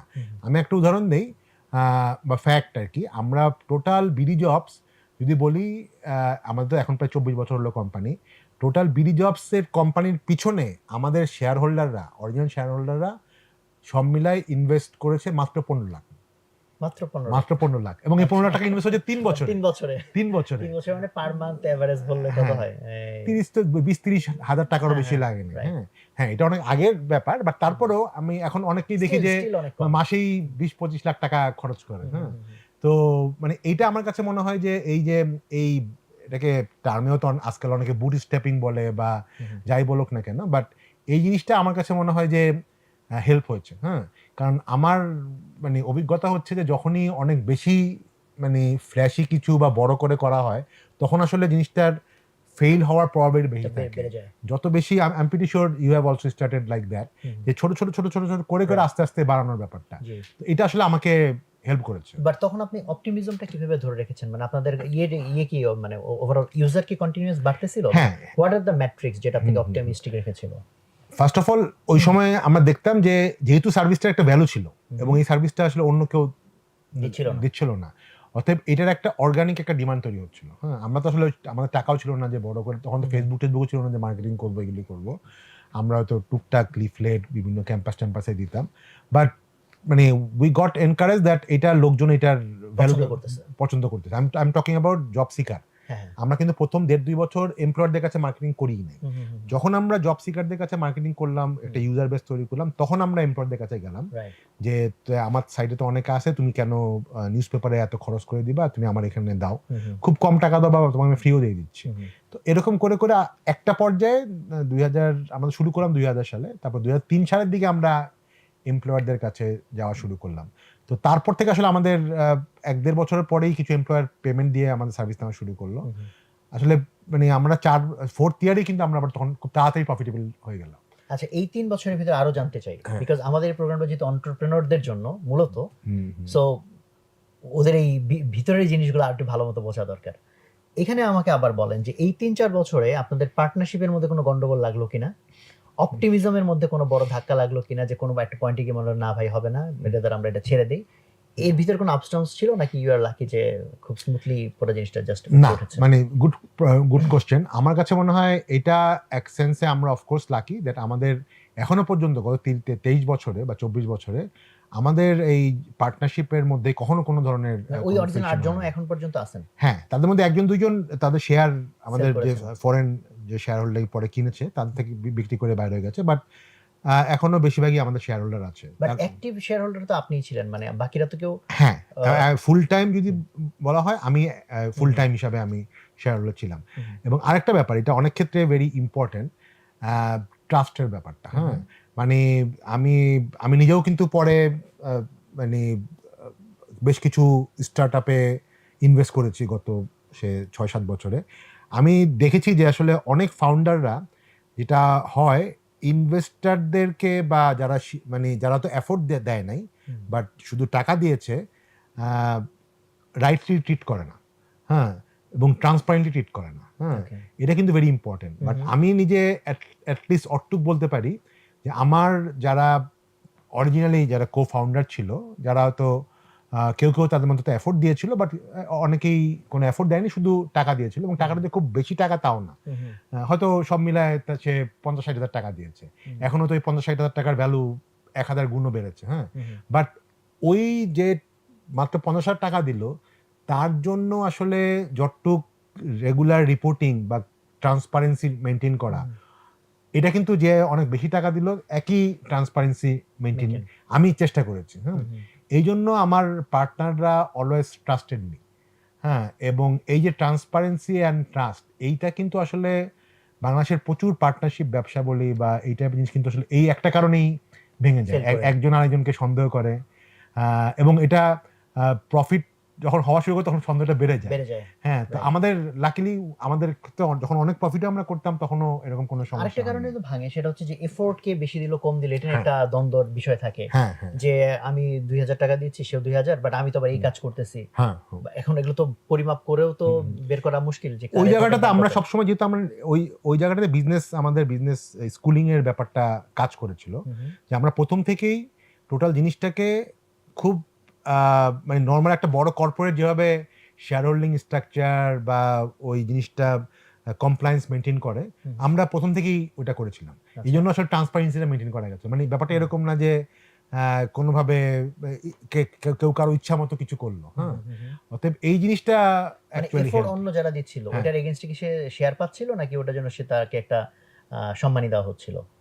না, আমরা তো আমি যেটা বললাম, প্রথম 3-4 বছর কিন্তু আমরা ডাইরেক্ট সম্মানী কেউ নেইনি। হ্যাঁ, আমরা আইদার ইনভেস্ট করেছিলাম, সেই ইনভেস্টমেন্টের এগেইনস্টে একটা শেয়ার কোম্পানি থেকে নিয়েছিলাম, আর যারা এফোর্ট দিচ্ছিল এফোর্টের এগেইনস্টে একটা এক্সট্রা শেয়ার নিয়েছিলাম। হ্যাঁ, বাট এটা টোটাল জিনিসটাই কিন্তু আমরা খুব ট্রান্সপারেন্ট ওয়েতে করেছিলাম, এবং খুব মানে পরিষ্কার একটা ডেফিনিশন ছিল যে এটা করলে এটা, ওটা করলে এটা। এফোর্টের এগেইনস্টে যে শেয়ার, এটা নিয়ে তো একটা গন্ডগোল লাগার জায়গা থাকে না? কারণ হচ্ছে যে আপনি ধরেন একজন এফোর্টটা এরকম যে সে খুব ভালো একটা লিংক এনে দিল, আরেকজন এফোর্ট এরকম যে না, সে খেটে খুটে অ্যাকাউন্টিংটা সে ম্যানেজ করতেছে, এটার দাম বেশি না এটার দাম বেশি, বা এটার জন্য যদি 2% পায় তাহলে এটার জন্য কত পার্সেন্ট পাবে? মানে এটা হচ্ছে কি, ওটা আমরা আগে থেকেই ডিফাইন করেছিলাম। আচ্ছা, হ্যাঁ, মানে এমন না যে হয়ে গেল তারপরে আমরা নেগোশিয়েট করছিলাম, এটা আমরা আগে থেকেই করতাম। এবং এটা টু সাম এক্সটেন্ট যদি বলা হয়, সে আমি হয়তো বলতেই পারতাম যে আমি তো অনেক চাকরি বাকরি ছেড়ে আমি অনেক কিছু করছি, অতএব আমি শেয়ার বেশি পাবো। মানে ওই জিনিসটা আসলে আমিও কখনো ডিমান্ড করিনি। হ্যাঁ, কারণ আমার কাছে মনে হচ্ছিল যে এই আমাদের একসাথে থাকাটা ইজ ভেরি ইম্পর্টেন্ট দেন আমি 1-2% শেয়ার এক্সট্রা পাওয়া থেকে। তো এইখানে অনেক ক্ষেত্রেই ওভাবে বলতে গেলে কিছুটা ছাড় দেওয়ার মানসিকতা কিন্তু থাকতে হয়, এবং আমি মনে করি যে হ্যাঁ, এবং এই ছাড়টা দেওয়া উচিত আসলে যে সবচেয়ে লিড করছে বা যে সবচেয়ে বেশি আছে তাকেই আসলে সবচেয়ে বেশি এটা করতে হবে। আমি এই জন্য এই প্রশ্নটা বেশি করলাম, কারণ এই ক্রাইসিস গুলোর ভিতরে কিন্তু এখনকার স্টার্টআপরা বোধহয় আরো বেশি যাচ্ছে। এই যে কারণ এখানে খুব ইম্পর্টেন্ট একটা জিনিস কিন্তু আসলে আমিও নিলাম, সেটা হলো যে এই যে আপনারা চিন্তাগুলা আসলে আগে করে ফেলেছেন। এখন যেটা হয়, অনেকে হচ্ছে আবেগের চোটে কোম্পানিটা বানায় ফেলে, চিন্তাগুলা তখন আরে ভাই এগুলো পরে চিন্তা করা যাবে, পরে চিন্তা করতে গিয়ে গন্ডগোলগুলো লাগায়। I completely agree. হ্যাঁ, আগে থেকে যত বেশি ডিফাইন করা যায় তত ভালো আর কি। এবং তারপরেও যে সবকিছু ডিফাইন অনুযায়ী চলবে নট নেসেসারিলি, তখন আসলে ছাড় দেওয়ার মানসিকতা চলতে হবে। কারণ আসলে মানে একটু লঙ্গার টার্মে দেখতে হবে। হ্যাঁ, যে লঙ্গার টার্মে যদি সাকসেস হয়, আমি এখনো তো ছাড় দিলাম, কিন্তু ওইখান থেকে দেখা যাবে যে সবাই আমরা গেইন করছি। কেউ হয়তো একটু বেশি গেইন করছে, কেউ হয়তো কম গেইন করছে। ফাইন, মেনে নিতে হবে। তো এখন যে জায়গাটায় গেছিলেন আপনি, যে আপনি ওই যে ইয়েদের কাছে, যারা এমপ্লয়ার, তাদের কাছে যাওয়া শুরু করলেন, তো ওই জায়গাটায় আমার কোশ্চেন, এমপ্লয়ারদের যেহেতু অনেক জায়গায় আপনাকে মুভ করতে হয়েছে, দ্যাট ইজ আপনার একটা সেলসম্যানশিপের বিষয়টা ওখানে খুব ইম্পর্টেন্ট হয়ে দাঁড়িয়েছিল। ওই জায়গা থেকে একটু শিখতে চাই যে এই সেলসম্যানশিপের ক্ষেত্রে আপনার ওখান থেকে কি কি শিক্ষা হয়েছে, কি কি লেসন আপনি শেয়ার করতে চান? কারণ প্রত্যেকটা এন্টারপ্রেনারকেই সেলসম্যান, প্রত্যেকটা এন্টারপ্রেনারকেই অ্যাট লিস্ট আর্লি স্টেজে ডাইরেক্ট সেলস করতে হয় মোস্টলি। অ্যাবসলিউটলি। আহ, আমি নিজে ওরকম not a very good salesman, but ওই সময় আমার কোম্পানি আর্লি স্টেজে অফকোর্স আমারই বিভিন্ন কোম্পানিতে যে তাদের হয়তো এইচআর ম্যানেজার বা এইচআর ডিরেক্টর লেভেলে যোগাযোগ করতে হয়েছে। একটা সুবিধা ছিল, হয়তো কেউ কেউ হয়তো আমার হয়তো যেহেতু আমার আইবিএ থেকে পড়াশোনা ছিল, একটা সোশ্যাল নেটওয়ার্ক কিছুটা আগে থেকেই ছিল, তো ওই জায়গাটা হেল্প করেছে। বাট যেটা যে কোনো সেলসম্যানেরই লাগে আসলে লেগে থাকা, হ্যাঁ, যে প্রথমবার গেলাম আর সে আমার সার্ভিসটা নিল, এটা এভাবে হয় না। এটা কন্টিনিউয়াসলি পোক করা, কন্টিনিউয়াসলি তাকে রিমাইন্ড করা, হ্যাঁ, এবং ওইখানেও ছাড় দেওয়ার ব্যাপার আছে। অনেক ক্ষেত্রে দেখা যায় যে পার্টিকুলার নতুন একটা সার্ভিসের ক্ষেত্রে অনেক ক্ষেত্রে কিন্তু বলতে হবে ঠিক আছে আপনি নেন, দরকারলে আপনি টাকা দিলেন না, হ্যাঁ, তো সো দ্যাট দে, কারণ এটা একেবারেই তো নতুন, হ্যাঁ, সেও তো একটা রিস্ক নিচ্ছে, হ্যাঁ, তো ওই জায়গাটা কিন্তু আমাদের অনেক ক্ষেত্রে অনেক ক্লায়েন্টকে অনেক কম দামে প্রোডাক্টটা দিতে হয়েছে। প্রথমত আমরা প্রোডাক্টের যখন প্রাইস বা আমাদের সার্ভিসের যখন প্রাইস শুরু করেছি খুবই কম দামে, এখনো তো আমাদের বেসিক সার্ভিসের দাম 3,000 টাকা, ওই সময় মাত্র 300 টাকা ছিল, হ্যাঁ, তো মানে একটা ছিল আমাদের প্রাইসটা এভাবে করা যাতে খুব অ্যাফোর্ডেবল হয়, আরেকটা হচ্ছে যে অনেক ক্ষেত্রে আমরা বেশ কিছু ছাড় দিয়ে, সো দ্যাট ওই আমাদের কাছে মনে হচ্ছিল সে ফর এক্সাম্পল আমাদের প্রথম দিককার ক্লায়েন্ট হচ্ছে গ্রামীণ ফোন, হ্যাঁ, তো গ্রামীণ ফোন আসলে আমাকে কত টাকা দিবে তার থেকে বড় কথা হচ্ছে গ্রামীণ ফোনকে যদি আমরা আনি তাহলে ইট ক্যান অ্যাকচুয়ালি ইন্সপায়ার করবে আর কি, যে হ্যাঁ গ্রামীণ ফোন আসছে, তো এই জায়গাটাতে আমার কাছে মনে হয় যে এই ফ্লেক্সিবিলিটি থাকাটা খুব ইম্পর্টেন্ট, পার্টিকুলারলি নতুন একটা প্রোডাক্টের ক্ষেত্রে। জি জি, তো এখানে আমি আরেকটু জানতে চাই যে সেলসম্যানশিপ নিয়ে, যে মানুষ যখন ডিরেক্ট সেলসে যায়, মানুষকে অ্যাপ্রোচ করে, তখন তো অনেক ধরনের নেগেটিভ হয়, নেগেটিভ এক্সপেরিয়েন্স, নেগেটিভ বিহেভিয়ারকে এনকাউন্টার করতে হয়। আপনার ক্ষেত্রে কি ওরকম কোনো স্মৃতি আছে কিনা? আমার এখনো মনে পড়ছে না তেমন একটা, বাট মানে সোফার আমরা যখন করেছিলাম, মানে অনেকে হয়তো আমাদের সার্ভিস নিতে পারে নাই, কিন্তু সবাই কিন্তু অ্যাপ্রিশিয়েট করেছে যে এটা মানে ব্যাপারটা ওটা কাদের ক্ষেত্রে বেশি হয়, সে ফর এক্সাম্পল ইন্স্যুরেন্সের ক্ষেত্রে, হ্যাঁ, আর ইন্স্যুরেন্স তো খুব কমন একটা সার্ভিস, এখন যদি প্রতিদিন বা সে আমিও প্রতিদিন হয়তো টেলিফোন করে যে একটা অ্যাপার্টমেন্ট কিনবেন কিনা বা অনলাইনে মাছ কিনবেন কিনা, তো এটা তো অনেক ক্ষেত্রে অনেকে ব্যস্ত থাকে, কনস্ট্যান্ট ন্যাক করলে একটু বিরক্তি আসে, তো আমাদেরটা একটু তো বিটুবি সার্ভিস, মানে যদি আমি বিটুবি সার্ভিসের সাথে আবার বিটুসি সার্ভিসের একটু পার্থক্য আছে, তো এমন না যে ওকে এই সার্ভিসটা নিয়ে আরো 10 জন লোক ফোন দিচ্ছে, তাই না, তো সেই জায়গাটাতে আমার কাছে মনে হয় এটা খুব বেশি চ্যালেঞ্জিং ছিল না, অত চ্যালেঞ্জিং ছিল না আর কি। তাহলে তো মোটামুটি 2004 থেকে আপনারা কি প্রফিটেবল হয়ে গেলেন? হ্যাঁ, আমরা 2004 থেকে, আমরা ইনফ্যাক্ট 2003 থেকে অল্প কিছু রেভিনিউ আসা শুরু করলো, 3 বছরের পর থেকে, তারপরে রেভিনিউ আসার বোধহয় 1-1.5 বছর পর থেকেই আমরা আসলে প্রফিটেবল শুরু হয়ে গেলাম, কারণ আমাদের তো আসলে কস্ট, যেটা বললাম, কস্ট খুব কম ছিল, হ্যাঁ, তো যতটুকু রেভিনিউ, অল্প রেভিনিউ হলেও প্রফিটেবিলিটি করা খুব ইজি ছিল, বাট আমার খেয়াল আছে বোধহয় প্রথম 8-10 বছর আমরা almost every year 100-150% profit growth rate আমাদের ছিল। এখন অফকোর্স গত 8-10 বছরে এটা স্যাচুরেশন হয়ে গেছে, মানে এখনো তো 15-20% ইয়ার অন ইয়ার, বাট ওই সময়টা আমাদের বেশ হাই গ্রোথ একটা ছিল। ওকে, সো এখন এই যে 2004-এ আপনি গিয়ে প্রফিটেবল হলেন, আর 2012-তে গিয়ে আপনার অন্য একটা লিডারশিপ রোল আমরা দেখতে পাই, আপনি বেসিসের প্রেসিডেন্ট হয়েছিলেন, ওখানে যাবো আমরা, বাট এই 4 থেকে 12 এই 8 বছর, এই 8 বছরের টাইমটা কেমন ছিল? এখানে জাস্ট বিডি জবস নিয়ে ব্যস্ত ছিলেন নাকি আর অনেক কিছু? হ্যাঁ, এই সময়টা আসলে অফকোর্স মেইনলি যেহেতু মানে এই কথাটা তো আসে নাই, মানে অনেক ক্ষেত্রেই যে আমার কাছে মনে হয় যে ফোকাস ওয়াজ ভেরি ইম্পর্টেন্ট, হ্যাঁ, মানে বিডি জবসের আমাদের ওই সময় কিন্তু বাই দ্য ওয়ে আরো 2-3টা জব পোর্টাল কিন্তু বাজারে আসছিল ওই সময় তো 2004-এ 2000, হ্যাঁ 4-5-এর দিকে, হ্যাঁ, আমার এক্সাক্ট ইয়ারটা খেয়াল নাই, এবং এর মধ্যে বেশ মানে আমাদের থেকে অনেক বড় কোম্পানি বা মিডিয়া কোম্পানি থেকেও আসছিল, বাট এটা আমার যখন অনেকে বলে যে তারা তো আসছে, মানে তারা কিছু করতে পারে নাই কেন, তারা তো অনেক ইনভেস্ট করে আসছে, হয়তো তাদের টেকনোলজিও অনেক ক্ষেত্রে যে খারাপ ছিল তা না, হ্যাঁ, আমি সবসময় একটা জিনিস বলি যে আমরা যেই ফোকাসটা ছিলাম, হ্যাঁ, যে আমরা সে এই জিনিসটাই করছি, সে ফর এক্সাম্পল লাইক রকমারি যদি উদাহরণ দেই, তো মানে খুব ইনিশিয়াল ফোকাসটা ছিল অন বুকস, হ্যাঁ, তো তারপরেও তো ডাইভার্সিফাই করছে, কিন্তু আমাদেরও কিন্তু ওই প্রথম 8-10 বছর মানে আমাদের এফোর্টে টিম বা আমার পার্সোনাল এফোর্টে 100% ফোকাস অ্যান্ড কনসেন্ট্রেশন ছিল এটাকে দাঁড় করানো। তখন যদি আমি আরো ডাইভার্সিফাই, আর আচ্ছা ঠিক আছে এখন কোম্পানিটা ভালো করতেছে, আরো 2-3টা জিনিস করতাম, আমার মনে হয় that would have been a wrong step. তো সেই জায়গাটা আমার কাছে মনে ফোকাস অ্যাকচুয়ালি হেল্প। এইটা খুবই ইম্পর্টেন্ট একটা টপিক চলে আসছে, আপনি টেনে নিয়ে আসছেন, আমি আনতাম যে আপনি টেনে নিয়ে আসছেন ফোকাসের জায়গাটাতে। কারণ এই যাদের মাথায় প্রবলেম দেখলেই মনে হয় যে এটা সলভ করি, তাদের জন্য তো এটা আরো বড় প্রবলেম যে ভাই এত প্রবলেম হচ্ছে, এটা কেন সলভ করি না। এবং আপনি কিন্তু আগেও এক্সাম্পল আছে প্রবলেম দেখলে সলভ করতে যেতেন, সেক্ষেত্রে কিন্তু খুব অনুমেয় যে একই ইন্টারনেট আসতেছে, ইন্টারনেটের পেনিট্রেশন বাড়তেছে, lot of problems are there, opportunities অনেক রকম, সো আরো অনেকগুলো করার মতো কিন্তু আইডিয়া আসাটা খুবই স্বাভাবিক, ডেফিনেটলি আসছেও।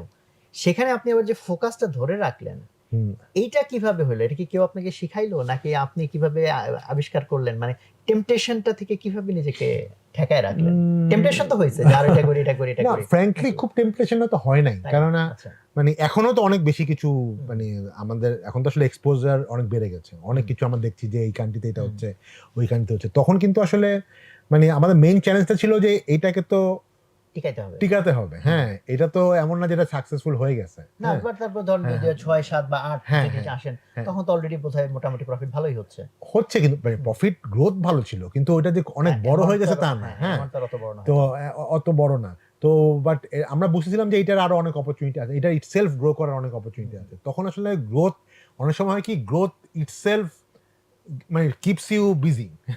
তো সেটা হেল্প করেছে। যদি হয়তো গ্রোথ যদি তখনই কমে যেত, তখনও তো আর অন্য কিছু চিন্তা। হ্যাঁ, বাট ওই at that point of time এত বেশি গ্রো হচ্ছিল, তখন মনে হচ্ছিল যে না, মানে আমার এফোর্ট এটাতেই দেওয়া উচিত, যেটা ওটা হয়। আচ্ছা, আরেকটা ব্যাপার আমি হয়তো এই আলোচনার মধ্যে আসে নাই, আরেকটা জিনিস আমি মনে করি যে এন্টারপ্রেনারের ক্ষেত্রে, আমি কিন্তু যেটা নিজেরও বললাম যে আমি কিন্তু একটা পর্যায়ে টুকটাক প্রোগ্রামিং করতাম, মার্কেটিং তো করতে, সেলস তো করতেই হয়েছে, অনেক ক্ষেত্রে কিন্তু আরো জিনিসপত্র আমার করছে, ফর এক্সাম্পল ফাইন্যান্স, এটা কিন্তু আমাকে করতে হতো। হ্যাঁ, তো এই জায়গাটাতে অনেক, আমি মনে করি যে এন্টারপ্রেনাররা বাংলাদেশের ক্ষেত্রে দেখা যায় যে একটু মাল্টিটাস্কিং করতে ভয় পায়। আমি বলবো ভয় পায় না ঠিক, মানে হয়তো মনে করে যে না এটা আমার কাজ না বা আমি কমফোর্ট না। হ্যাঁ, কিন্তু আমার একটা রিয়েলাইজেশন, এবং এই জায়গাটাতে হয়তো টু সাম এক্সটেন্ট আমার আইবিএ থেকে যে বিজনেস উপর পড়াশোনা, কিছুটাও যেহেতু সব জিনিসই আমরা কিছুটা শিখেছিলাম, দ্যাট অ্যাকচুয়ালি হেল্প। বাট আমি মনে করি যে ওখান থেকে যে শেখাটা, কেউ যদি বিজনেস স্কুল থেকে নাও পড়ে, তার জন্য আসলে একটা বেসিক অ্যাকাউন্টিং বা ব্যালেন্স শিট, ইনকাম হিসাব, এগুলি খুবই ইজি। 1-2 সপ্তাহ অনলাইনে অনেক কিছু করা যায়। অতএব কেউ যদি মনে করে যে না, আমার এই জিনিসটা আমার জানা দরকার, জানার অনেক ওয়ে আছে, কিন্তু সমস্যা হচ্ছে যে অনেকে মনে করে যে এটা আমার কাজ না। তো আমি প্রথম থেকেই আসলে প্রতিটা কোম্পানির প্রতিটা কাজই যাতে আমি করতে পারি, সেটা কিন্তু প্রথম থেকেই আমরা একটা ব্যক্তিগতভাবে এক ধরনের একটা মাইন্ডসেট ছিল। কারণ এটাও ইম্পর্টেন্ট যে অনেক সময় দেখা যাবে যে কোনো একজন লোক চলে গেল, তখন কিন্তু মানে তখন কিন্তু ডিপেন্ডেন্সি থাকে না। অতএব এই জন্য আসলে আমি মনে করি একটা সিইও নিজে কিন্তু চিফ ব্যাকআপ অফিসার আসলে, যে তাকে আসলে যে কোনো কিছু হলেই ব্যাকআপটা কিন্তু তাকেই দিতে হবে। হ্যাঁ, না, এটা আপনার সাথে আমার খুব মিলে, কারণ আমি হচ্ছে ইভেন ইয়াং যারা পরামর্শ চাইতে আসে, আমি ওকে বলি যে দেখো তুমি কোন ব্যবসাটা করবা, কোন ব্যবসার কোন আইডিয়া ভালো এটা ভুলে যাও, তুমি চিন্তা করো এই দিক থেকে যে ব্যবসা মনে করো তোমার সাথে কেউ নাই, বাট তুমি একাই অনেক টুক টেনে নিতে পারবা, যদি মনে করো এটা পারবা তাহলে এটা করো, নাহলে এটা করো না। অ্যাবসলিউটলি। হ্যাঁ, মানে কারণ আলটিমেটলি নিজের উপরে ডিপেন্ড করাটা সবচেয়ে সেফ, তাই না? হ্যাঁ, অফকোর্স লাগবে, আমার সাপোর্ট লাগবে, তা তো লাগবে। আর এখানে আরেকটা আমার কাছে মনে অ্যাডভান্টেজও আছে, সেটা হলো যে আমাকে কেউ যে এবিসিডি বুঝ দিয়ে দিবে, এটা তার জন্য সহজ হবে না, বিকজ আমি এটা হ্যান্ডস অন করছি। হ্যাঁ, এটাও ভেরি ইম্পর্টেন্ট। হ্যাঁ, যেটা আমার কোনো এক্সপেরিয়েন্স নাই, তখন আমি একটা লোক নিয়ে আসলে সে দেখা যায় না স্যার বস এটা তো এমনি হবে না, অমনে হবে না, এটা তো এটা না সেটা, অ্যাটলিস্ট তখন দেখা যায় যে না আমার আন্ডারস্ট্যান্ডিংটা থাকে যে না এটা কি ডুয়েবল না। এক্স্যাক্টলি।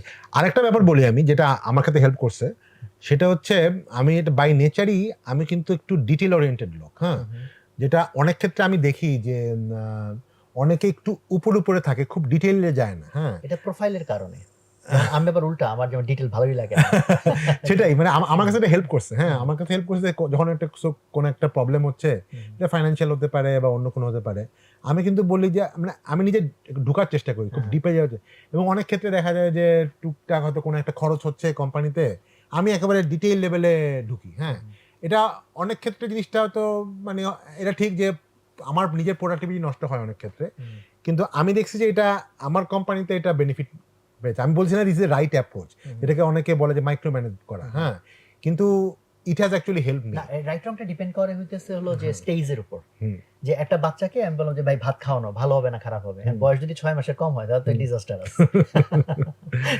তখন তাকে নরম কিছু খাওয়াইতে হবে। তো আর্লি স্টেজে অ্যাকচুয়ালি আমার মনে হয় ডিটেল ওরিয়েন্টেশনটা দরকার। আর আমার ক্ষেত্রে যেটা হেল্প হয়েছে, আমার যে এমবিটিআই প্রোফাইল, আমার তো ইএনটিপি, আমার যে পার্টনার লিটন ও আইএসটি, যে মানে আমরা খুবই কমপ্লিমেন্টারি প্রোফাইল, মানে মানে মেজরিটি ট্রেট হচ্ছে আমাদের খুবই ভিন্ন। তো যে কারণে হয় যেটা আমার যেখানে গ্যাপ এটা ও কমপ্লিমেন্ট করছে, কিন্তু আমার আসলে কোনো কমপ্লিমেন্ট ছিল না। যে কারণে আপনার তো অ্যাকচুয়ালি হ্যাঁ ডিটেইলের ক্ষেত্রে হয় যেটা ডিটেইলের ভিতর ঢুকে গেলে মানুষের বিগার পিকচারটা মিস হয়ে যায়, সেটা একটা চান্স থাকে। বাট আই থিঙ্ক আপনার ক্ষেত্রে সুবিধা ছিল, আপনি যেহেতু খুবই ফোকাসড ছিলেন, একটা জিনিস নিয়ে ছিলেন, যে কারণে ওই ডিটেইল বিগার পিকচার দুইটাই হ্যান্ডেল করা আপনার জন্য সহজ হয়েছে। না, but I agree, even to some extent আমার কাছে মনে হয় যে আমাদের মতো কান্ট্রিতে আসলে একটু ডিটেল দরকার আছে। কারণ আমি যদি আজকে ওয়েস্টার্ন কান্ট্রিতে থাকতাম, ওখানে হচ্ছে কি অনেক ধরনের প্রফেশনাল সার্ভিস পাওয়া যায় বা লোকও পাওয়া যায়। আমাদের এখানে না অনেক ক্ষেত্রে, এটা আমি জানি না, এটা অন্য ডিসকাশন, আমাদের এডুকেশন সিস্টেমেও কিন্তু এই ডিটেল ওরিয়েন্টেশনটা থাকে না। এই জন্য আমি যখন একটা অ্যাকাউন্টেন্ট হায়ার করি, সে নিজেও ডিটেল না। আসলে আমি যদি একটা অ্যাকাউন্টেন্ট হায়ার করি, তা তো ডিটেল দেওয়ার কথা ছিল, বিকজ তার এতে স্পেশালাইজেশন। কিন্তু আমাদের এডুকেশন সিস্টেমে বা বিভিন্নভাবে ওই খুব ডিটেলে তাকে যাওয়ানোর ট্রেনিংটাই দেওয়া হয় না। এই জন্য অনেক ক্ষেত্রে দেখা যায় যে ও যাচ্ছে না, কিন্তু সিও যদি না যায়, ও যদি না যায়, তাহলে তো অনেক জিনিসপত্র কিন্তু হবে না। তো ওই জন্য আসলে আমিও অনেক ক্ষেত্রে আমি ইচ্ছা করে ডিটেলে যাই, সো দ্যাট আমার টিম মেম্বাররা দেখে যে তার বস তো ডিটেলে যাচ্ছে, অতএব তাকে ডিটেলে যেতে হবে। এটা কিন্তু আমি প্রায়ই করি, অ্যাকাউন্টেবিলিটি বলে, এবং তাকে আমি এইটা ট্রেন করানোর জন্য যে দেখো তোমার কিন্তু আসলে একটা প্রবলেম সলভ করতে হলে এই লেভেলে ডিটেলে যেতে হবে, না হলে তুমি সলভ করতে পারবে না। That is true. কারণ আমার তো ন্যাচারাল টেন্ডেন্সি না ডিটেলে যাওয়া, আমার যা প্রোফাইল, কিন্তু আবার আমার টিমমেট যারা, তারা কিন্তু জানে যে আমি যখন আবার ডিটেলে যাই, তারা তখন আবার খুব অবাক হয়ে যায় যে আমি অনেক ডিটেল বলতে যাই, কারণ ওটা আমার ন্যাচারাল না, বাট ইটস অ্যানাদার হ্যাট। তখন আমি ওই হ্যাটটা পরে নেই অ্যাবসলিউটলি, যে now I have to play in a way যেটাতে আমি একদম ডিটেল, এবং ডিটেলে যাওয়াটা দরকার। আমি যাই বা তুমি যাও, এইটাই হবে, চাইতে তো হবে, কিন্তু আমাদের কে যাবে সেটা হলো বিষয়। কিন্তু আমি দেখি যে আমাদের কালচারালি আমরা অ্যাজ এ মানে as a society we are not that much detail oriented. একটু ধামাচাপা দিয়ে দিলাম, আচ্ছা ঠিক আছে, এটা কোনো কাজ হচ্ছে।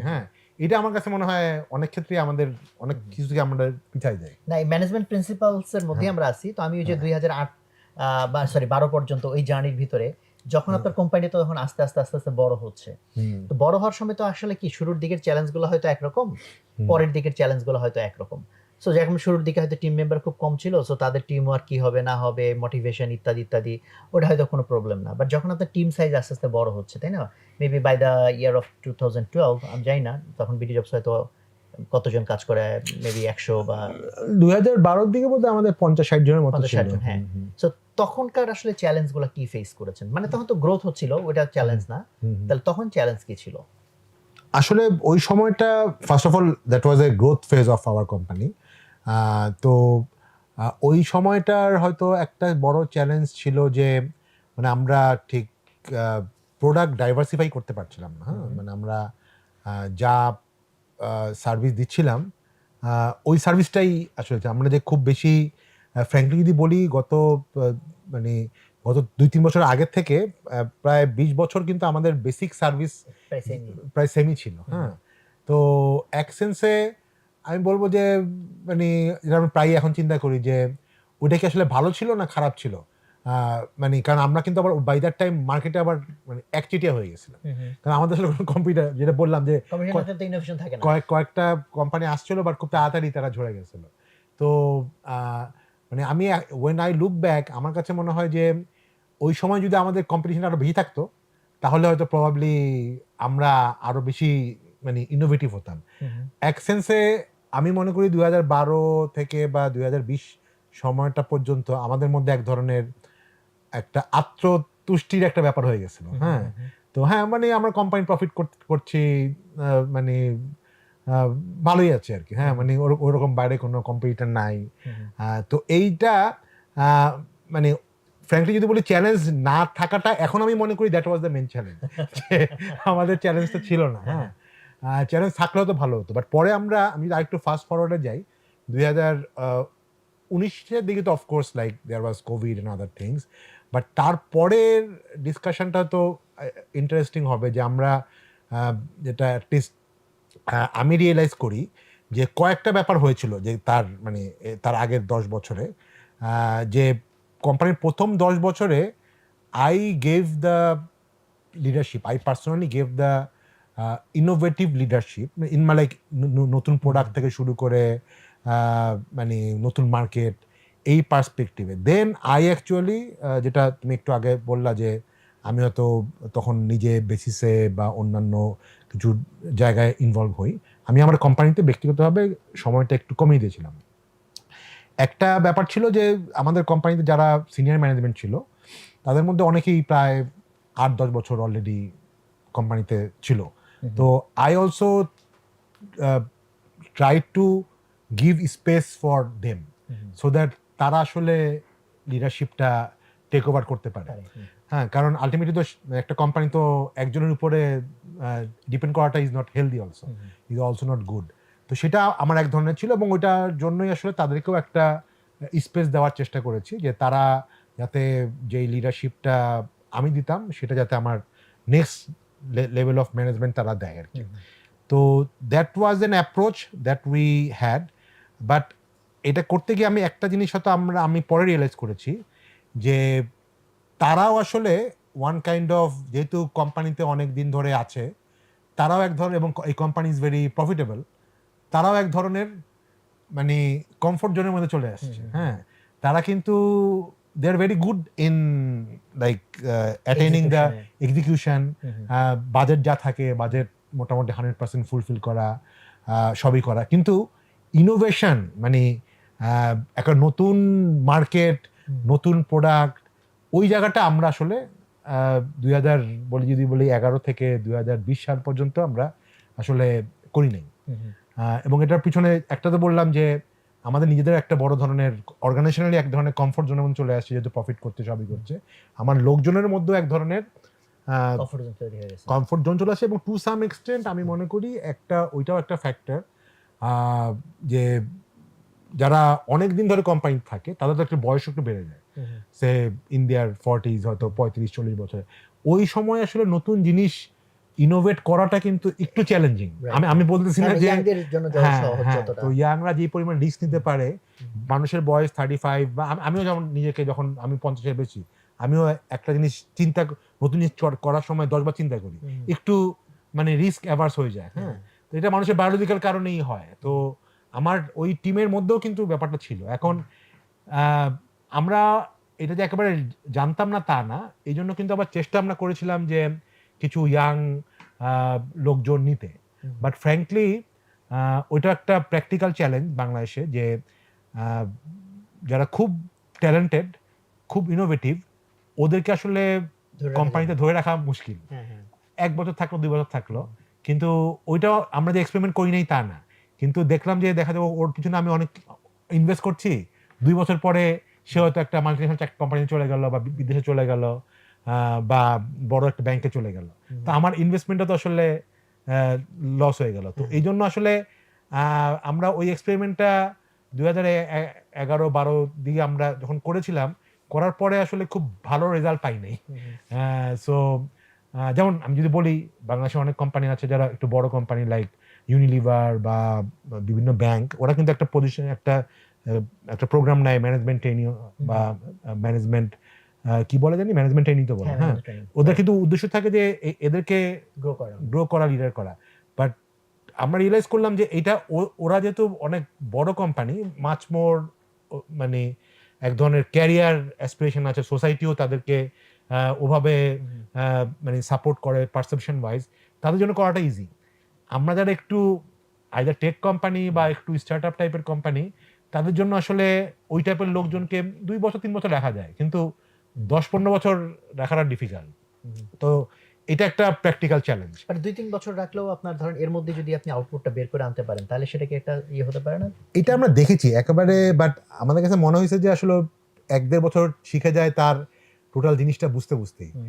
তার থেকে যখনই আউটপুটটা বার হওয়া শুরু করে তখনই, এবং দিস আর ট্যালেন্টেড পিপল, হ্যাঁ, এবং কোয়ালিফাইড পিপল, তাদের আসলে বাইরের হাতছানিটা অনেক বেশি থাকে, নট দ্যাট অপরচুনিটি থাকে অনেক বেশি। অপরচুনিটি, অনেকে বিদেশে চলে যায় এবং বিকজ দে গুড, তারা অনেক অন্য অ্যাসপিরেশনে থাকে। তো সেটা আসলে আমার কাছে মনে হয় এই প্রবলেমটা যদি শুধু আমাদের তা না, বাংলাদেশের প্রচুর সবসময়। প্রচুর একটু মিড সাইজড কোম্পানি যারা হয়তো প্রফিটেবল, এমন না যে মানে তাদেরকে স্যালারি আমরা অ্যাফোর্ড করতে পারি না, কিন্তু অনেক সময় দেখছি যে আমরা শুধু স্যালারি বা বেনিফিট দিয়েও এই টাইপের লোকজনকে আসলে মানে রাখাটা সেক্ষেত্রে তো মুশকিল। মানে আপনার কথা থেকে যেটা বুঝলাম যে ওই সময়টার চ্যালেঞ্জ বলতে হিউম্যান চ্যালেঞ্জই, যে রাইট হ্যাঁ। পিপলকে অনবোর্ড করা। হোয়ারএস বিডি জবস তো হচ্ছে মানুষ জব খোঁজে যারা, তাদেরই একেবারে প্ল্যাটফর্ম। অ্যাবসলিউটলি, হ্যাঁ আপনার পেটের ভিতরে সব তথ্য আছে। হ্যাঁ, তারপরেও কিন্তু আমরা মানে আমরা we are not a very frankly যে বেস্ট ট্যালেন্টকে হায়ার এবং রাখার ব্যাপারে ডিফিকাল্ট। মানে আমি যদি একেবারে খুব উভয় বলি, আমাদের কোম্পানিতে কোনো বুয়েটের লোক কখনো ঢুকে নেই। হ্যাঁ, তো ইউ আর ফ্রম বুয়েট, এবং আমি ইনফ্যাক্ট আমার কোম্পানি কিন্তু কাইন্ড অফ একই রকম অবস্থা। আমি কিন্তু বুয়েটের ছেলেকে যখন ঢুকা মানে ইন্টারভিউ নেই 10 বার চিন্তা করি ও তো আসলে থাকবে না, তা আমি ওকে কেন নিব? হ্যাঁ, তো মানে আমি জানি না, মানে হয়তো দিস প্রবলেম তোমার কোম্পানিতে আছে। আমরা রকমারিতে 5 জন ফাউন্ডার বুয়েটের, আর কেউ বুয়েটের না। সো এখন এইটা this is a common problem. হ্যাঁ, এখন বাট এই প্রবলেমটা আসলে সলভ আসলে আমার কাছে এখনো সলভ নাই। বাট কারণ আমরা আলটিমেটলি ঘুরে ফিরে ওই এক্সপেরিমেন্টটা ফেল করাতে আমরা ঘুরে ফিরে আবার আচ্ছা টেস্টেড লোক যারা অনেক দিন ধরে আছে তাদের উপরই আমরা মানে ডিপেন্ড করা শুরু করলাম। এখন সমস্যাটা হচ্ছে আবার ওই তাদের তো আসলে অনেক ইনোভেটিভ কিছু করার ব্যাপারটা একটু কম। হ্যাঁ, তো এই জায়গাটাতে একটা আসলে বড় চ্যালেঞ্জ আছে। হ্যাঁ, না এই চ্যালেঞ্জের মধ্যে আমিও আছি। যাক, আমার পার্সপেক্টিভ হচ্ছে আপনার গুলাই শুনবো আজকে। আমি এখন যেতে চাই 2012 তে আপনার অন্য আরেকটা উদ্যোগ, যেটা উদ্যোক্তাই বলবো আমি, বিকজ আপনি বেসিসের প্রেসিডেন্ট হলেন, একটা সংগঠনকে লিড করা, এবং বেসিস তো অ্যাকচুয়ালি খুবই প্রেস্টিজিয়াস। 2012 তেও প্রেস্টিজিয়াস ছিল, এখন হয়তো প্রেস্টিজও হয়েছে, কন্ট্রোভার্সিও হয়েছে, সেটা ঠিক। তো এই দিকে যে গেলেন, সেটার থিঙ্কিংটা কেমন ছিল? আচ্ছা, 2012-তে আমি প্রেসিডেন্ট হলাম, 12 শেষের দিকে, বাট আমি কিন্তু বেসিসের সাথে ইনভলভ ছিলাম তার আগে থেকে। আচ্ছা। হ্যাঁ, তো আমার যতদূর খেয়াল পড়ে 2006-7-এর পর থেকে আমি বেসিসে খুব হেভিলি ইনভলভ। আমি ডিরেক্টর ছিলাম, তারপরে সিনিয়র ভাইস প্রেসিডেন্ট ছিলাম, তারপরে প্রেসিডেন্ট 2008 হলাম। তো ধরেন আপনার ব্যবসা অবশ্যই তখন প্রফিটেবল, হ্যাঁ, বাট এই সাথে যে সংগঠনের সময় দেওয়াটা তো অ্যাকচুয়ালি অনেক সময় দিতে এটা হয়। আমার কাছে মনে হয় কিছুটা একটু প্যাশনের ব্যাপার ছিল। আচ্ছা, হ্যাঁ, ওকে। এটার মানে অফকোর্স এটার জন্য আমার আপনার সেই পুরনো শিক্ষা মঞ্চ না কি যেন নাম ছিল? শিক্ষা আন্দোলন। হ্যাঁ, মানে তা ওই আন্দোলন ঘরে খেয়ে ব্যাপারটা বনের মোষ তাড়ানোর একটা ব্যাপার, হ্যাঁ, এটা সবসময় ভিতর থেকেই ছিল আর কি। হ্যাঁ। বাট তখন আসলে অফকোর্স লাইক আমাদের এই আইটির ব্যাপারটা তো এখনো আমাদের একটা বড় জেনারেশনের এক ধরনের আবেগের জায়গা। হ্যাঁ, তো আমার কাছেও মানে আইটি আমার কাছে এখনো একটা আবেগের ব্যাপার। মানে এটা শুধুমাত্র ব্যবসা তা না, কারণ এখানে অনেক ধরনের ব্যাপার, আইটি দিয়ে আমরা অনেক কিছু ইমপ্রুভ করছি, অনেক কিছু করছি। তো ওই জায়গাটা থেকে মনে হয়েছিল যে যেহেতু একটা আইটি ইন্ডাস্ট্রি গ্রো করছে, ইয়াং ইন্ডাস্ট্রি, খুব কোয়ালিফাইড লোকজন এখানে আসছে, সবাইকে নিয়ে হয়তো আমরা অ্যাজ এ সোসাইটি অনেক দূর আগাবো। কারণ তখন খেয়াল আছে কিনা আই এম প্রিটি শিওর যে আমাদের আশেপাশের দেশে, ইন্ডিয়াতে বা অনেক কান্ট্রিতে মানে আইটি বিরাট একটা ব্যাপার, বিলিয়ন বিলিয়ন ডলার করছে, লাখ লাখ লোক কাজ করছে। হ্যাঁ, তো আমাদের মধ্যে ওই আমরা হয়তো ফ্র্যাঙ্কলি যদি বলি মানে as a industry we have not rich to that level, বা হয়তো অনেক জায়গায় ফেল করেছি। বাট আমি যদি বলি যে আজ থেকে 15 বছর আগে সবাই কিন্তু মনে হতো যে আমরা কেন, why not we become an মানে big country like India for IT. হ্যাঁ, তো ওরকম কিন্তু এক ধরনের অ্যাসপিরেশন এবং কনভিকশন কিন্তু ছিল। তো ওইটার থেকেই আসলে বেসিসে ইনভলভ। পরে আর এই অ্যাসোসিয়েশনগুলো হচ্ছে কি এমন একটা ব্যাপার যে এটার মধ্যে এক ধরনের মানে আমি প্রায় বলি যে কোনো অর্গানাইজেশন, এটা পলিটিক্যাল অর্গানাইজেশন হোক, ক্লাব হোক বা এরকম ট্রেড বডি হোক, এক ধরনের মানে নেশার ব্যাপার থেকে যায়। হ্যাঁ, একবার ঢুকলে এখান থেকে মানে বের হওয়া যায় না। হ্যাঁ, আমি ঢুকি নাই। Smart move. তো এই দেখা যাবে যে আলটিমেটলি এই একটা কমিউনিটি, তো হ্যাঁ কমিউনিটি মানে এক ধরনের নেটওয়ার্ক থাকে, তখন আসলে এখান থেকে একবার ঢুকলে মানে বিভিন্ন কাজ বা ইনভলভ হয়ে যাওয়া হয়। অফকোর্স দ্যাট অ্যাকচুয়ালি হ্যাড আমার বিজনেসের যদি বলি, বিজনেসের যেই জায়গাটাতে আমার ড্রাইভ দেওয়া দরকার ছিল ওই সময়টা দিয়ে হয়তো আরেকটু ভালো হতো, বাট আই ডোন্ট রিপেন্ট। কারণ আমার কাছে মনে হয় যে অ্যাসোসিয়েশনে এই লিডারশিপটাতে আমি গেলাম, এটা also it actually help my own leadership quality, my own understanding everything. তো এইখানের যে লিডারশিপের আগে ধরেন বিসিসের যে লিডারশিপ রোলে আপনি গেলেন, তার আগেও তো লিডারশিপ রোল আপনার বিজনেস অর্গানাইজেশনের মধ্যে হয়েছে, বাট ওখানে কি ডিফারেন্ট কি ধরনের লার্নিং হয়েছে? যেটা আপনার নিজের অর্গানাইজেশন হচ্ছিল না? আচ্ছা, একটা হচ্ছে যে নিজের অর্গানাইজেশন তো হচ্ছে যে সে for example like you are the leader, সবাই এভরিওয়ান আন্ডার কন্ট্রোল। হ্যাঁ, এবং অনেক ক্ষেত্রে ইউ ডোন্ট গেট কোশ্চেন। হ্যাঁ, আমি বলতেছি না যে কোশ্চেন করাটা উচিত, কিন্তু অনেক ক্ষেত্রেই বিভিন্ন কারণেই হোক মানুষ অত চ্যালেঞ্জ হয় না আর কি। হ্যাঁ, আর সবাই তো everyone is getting paid for their role, কিন্তু অ্যাসোসিয়েশনে আসলে অনেককে একটা মোড় হচ্ছে যে মানে সবাই কাইন্ড অফ পিয়ার, হ্যাঁ, এবং সবাই একটা একটা কমন একটা লেভেলে কাইন্ড অফ ফাউন্ডার, সবাই ফাউন্ডার, তো তাদেরকে আসলে and you need to kind of, যেহেতু একটা ডেমোক্রেটিক একটা প্রসেসের মাধ্যমে ইলেক্টেড হয় বা সবকিছু, you need to be very supportive to their cause and everything. At the same time যেহেতু কেউই পেইড না, তাদের থেকে যদি কোনো তাদের এফোর্ট বার করতে হয় বা তাদেরকে থেকে কোনো জিনিস আদায় করতে হয় for the community, you need to constantly inspire them. But কেউ তো আসলে এখানে টাকার বিনিময়ে কাজ করতে আসে না, তাদের এটা ভলেন্টারি জব। তাদেরকে আসলে ইন্সপায়ার করতে হয়, তাদের পেইনগুলো বুঝতে হয়, তাদের কথা শুনতে হয়। তো this is a different leadership requirement than a company পার্সপেক্টিভে। দুইটার মধ্যে অনেক কমন জিনিসও আছে। বাট এখান থেকে যা শিখলেন সেটা কি আপনার আবার কোম্পানির লিডারশিপকে ইমপ্রুভ করে দিল? মানে ওটা যে খুব বেশি ডাইরেক্ট রিলেশনশিপ তা আছে তা না, হ্যাঁ, কারণ বাট একটা জিনিস হয় যে মানে এই টাইপের অ্যাসোসিয়েশনে থাকলে অনেকের সাথে পরিচয় হওয়ার সুযোগ হয়, একটু যেটা একটু বলছিলাম যে উপর থেকে দেখার অপরচুনিটিটা তৈরি হয়, তো সেটার একটা নলেজ অ্যাডভান্টেজ আছে। বাট ডাইরেক্ট ওভাবে মানে আমার কাছে মনে হয় দুটার লিডারশিপ স্ট্রাকচারে খুব ডিফারেন্ট, এবং অনেক সাকসেসফুল এন্টারপ্রেনার আছে যারা জীবনেও অ্যাসোসিয়েশনেও, say for example for you people like you, তারপর আপনি একবার আমাকে টেনে নিয়ে ওই যে এইচআর কমিটির কো-চেয়ারম্যান বানাইছিলেন, that is the only time আমি বিসে কয়েকদিন গেছি, তারপরে আর জীবনে যাইনি। বাট এটা তোমার তো কোনো সমস্যা হয় না এনিওয়ে। বাট আমার কাছে মনে হয় যে আই পার্সোনালি এনকারেজ আমাদের যারা ইয়াং এন্টারপ্রেনার আছে তাদের আসলে এই টাইপের কমিউনিটির সাথে ইনভলভ হলে দুটা জিনিসও অনেকের ক্ষেত্রে হয়। সে হয়তো আমাদের মতো লোকজন হয়তো আমার কোম্পানিকে আগে থেকেই চিনে, আমি যখন বেসে ছিলাম না তার আগে থেকে হয়তো আমার পার্সোনাল পরিচয়টা আছে, কিন্তু অনেক ইয়াং এন্টারপ্রেনার আছে যাদেরকে হয়তো হ্যাঁ এই নেটওয়ার্কটাও অনেকের হেল্প করে আর কি। হ্যাঁ, তো network, communication skill, leadership skill, মানে এনি কাইন্ড অফ কমিউনিটিতে ইনভলভ থাকা একটা আসলে স্কিল দেয় আর কি। হ্যাঁ জি, তা আমি ভাই এখন হচ্ছে আপনার এন্টারপ্রেনারশিপের ভিতরে আরো তো বেশ কিছু জিনিস যুক্ত হয়েছে, সেটাতে একটু টাচ করব, তারপর আপনার সোশ্যাল উদ্যোক্তা প্রোফাইলের দিকে একটু যাব। আজকের ডিল, তারপর মাঝখানে আপনি বেশতো নামে একটা সোশ্যাল সাইট করেছিলেন, ওটা বোধহয় এখন অপারেশন আছে কিনা আমি জানি না। তারপর হচ্ছে আপনার এখন ডেলিভারি টাইগার, হ্যাঁ ডেলিভারি টাইগার তো রাইট, এবং একটা ফিনটেক উদ্যোগও আছে। এই যে পরবর্তী উদ্যোগগুলো, এইটার ভিতরে ধরেন আপনার বিডি জবস যতটুকু সাকসেসফুল মেবি অতটুকু না, এখানে ততটুকুই ফেলিয়ার। ওয়েল, সেটা আপনি ভালো মূল্যায়ন করতে পারবেন। তো আপনার কাছে কি মনে হয় ডিফারেন্স কোথা থেকে মানে হচ্ছে?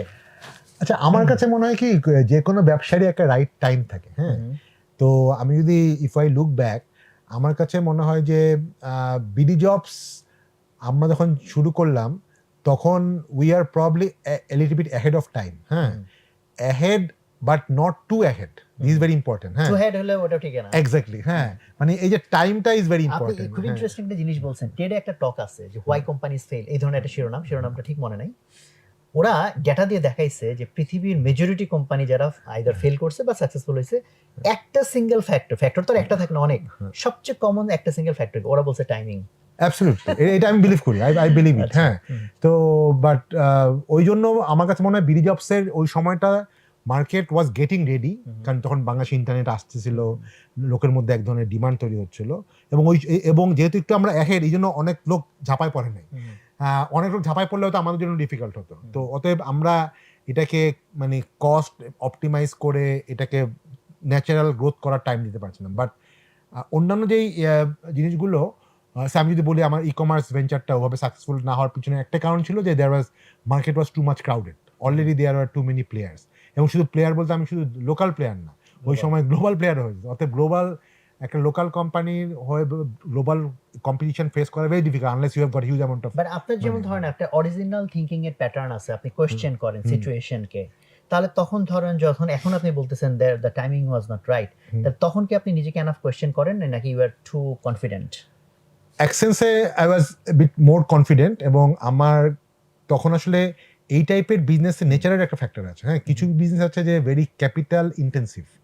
সে আমি যদি বলি BD jobs is not that much capital intensive না। That BD jobs type of company requires lot of focus, lot of execution skill, এবং to some extent innovation and localisation. But e-commerce by its own nature, এবং globally এটা শুধুমাত্র বাংলাদেশে, by its own nature you are also in that type of thing, by its own nature is very capital intensive, এবং এই ক্ষেত্রে প্রচুর marketing বা discount এগুলো মানে দ্যাট রিকোয়ার্স মানি। তো সেই জায়গাটায় আমি মনে করি যে হয়তো আমার ওই জাজমেন্টটা একটু রং ছিল, যে শুধু ভালো এক্সিকিউশন থাকলে, ভালো লোকালাইজেশন থাকলেই হয়তো সাকসেসফুল হবে। বাট আপনার তো ইনভেস্টরও তো ছিল। মানে ওই দ্যাট ওয়াজ নট এনাফ। হ্যাঁ, যেই মার্কেটে আমরা, হ্যাঁ মানে আমি যদি আরেকটু নিশ করতাম তাহলে তো, হ্যাঁ মানে আমাদের ক্ষেত্রে যেটা অ্যাডভান্টেজ হয়েছে রকমারির ক্ষেত্রে হ্যাঁ, আমরা একটা নিশ ধরেছিলাম। অ্যাবসলিউটলি, এবং that probably was the right approach. হ্যাঁ, নিশ এবং নিচে অত টাকা লাগবে না এক্সিকিউশনটা। বাট যখনই আমরা আবার আমাদের আজকে deal was a little bit kind of general kind of marketplace, so we had to like compete with company like Daraz and those things. তো সেই আরও কিছু ইস্যু আছে, যে তখন একটা বাংলাদেশি স্ক্যাম ই ভ্যালি বা এরকম একটা হলো। তো ওই ডিটেলে আমি যাচ্ছি না। তো এটা একটা ব্যাপার। আর আরেকটা ভেঞ্চারের যেটা নাম তোমরা বললে যে বেস্তো, হ্যাঁ, ওইটাও আমার কাছে মনে হয় দ্যাট ইজ ভেরি ইন্টারেস্টিং, যে আমরা মানে that was also kind of passion, to some extent passion driven thing. বেশ, আমি কিন্তু কিছুদিন ইউজ করছিলাম ভাই, মানে এগুলো ল্যাঙ্গুয়েজগুলো খুব ইন্টারেস্টিং ছিল। অ্যাবসলিউটলি। সো মানে আমাদের উদ্দেশ্য ছিল যে বাংলাদেশে তো তখন সোশ্যাল মিডিয়া ছিল, বা আমাদের উদ্দেশ্য ছিল একটা বাংলা সোশ্যাল নেটওয়ার্ক করা। হ্যাঁ, ওইখান থেকে কিন্তু আমরা ব্যস্ত। এটা ইট ইজ কাইন্ড অফ মানে user interface was combination of Twitter, তারপরে ফেসবুক অ্যান্ড আরও দু একটা প্ল্যাটফর্মের। তো বাট যে জিনিসটা আমরা ভুল করেছিলাম, I would not say the timing was not right, the timing probably was okay, but যেই জিনিসটা আমরা রিয়েলাইজ করি নাই, এবং I am okay of that experiment, যে আসলে আমাদের ইউজাররা আসলে মাল্টিপল প্ল্যাটফর্ম আসলে normally they don't prefer. Say for example ইমেলের জন্য মানুষ জিমেল ইউজ করে। হ্যাঁ, তো আজকে হয়তো জিমেল থেকে ভালো কিছু হলেও যে সব শিফট করবে, নট নেসেসারি। হ্যাঁ, আর কিছু ব্যাপার আছে, কিছু utility. Social media is like kind of utility. People are already using Facebook. হ্যাঁ, তাদের জন্য আরেকটা, হ্যাঁ, কিছু সংখ্যক লোক করবে হয়তো সোশ্যাল মিডিয়া প্ল্যাটফর্ম, বাট এটা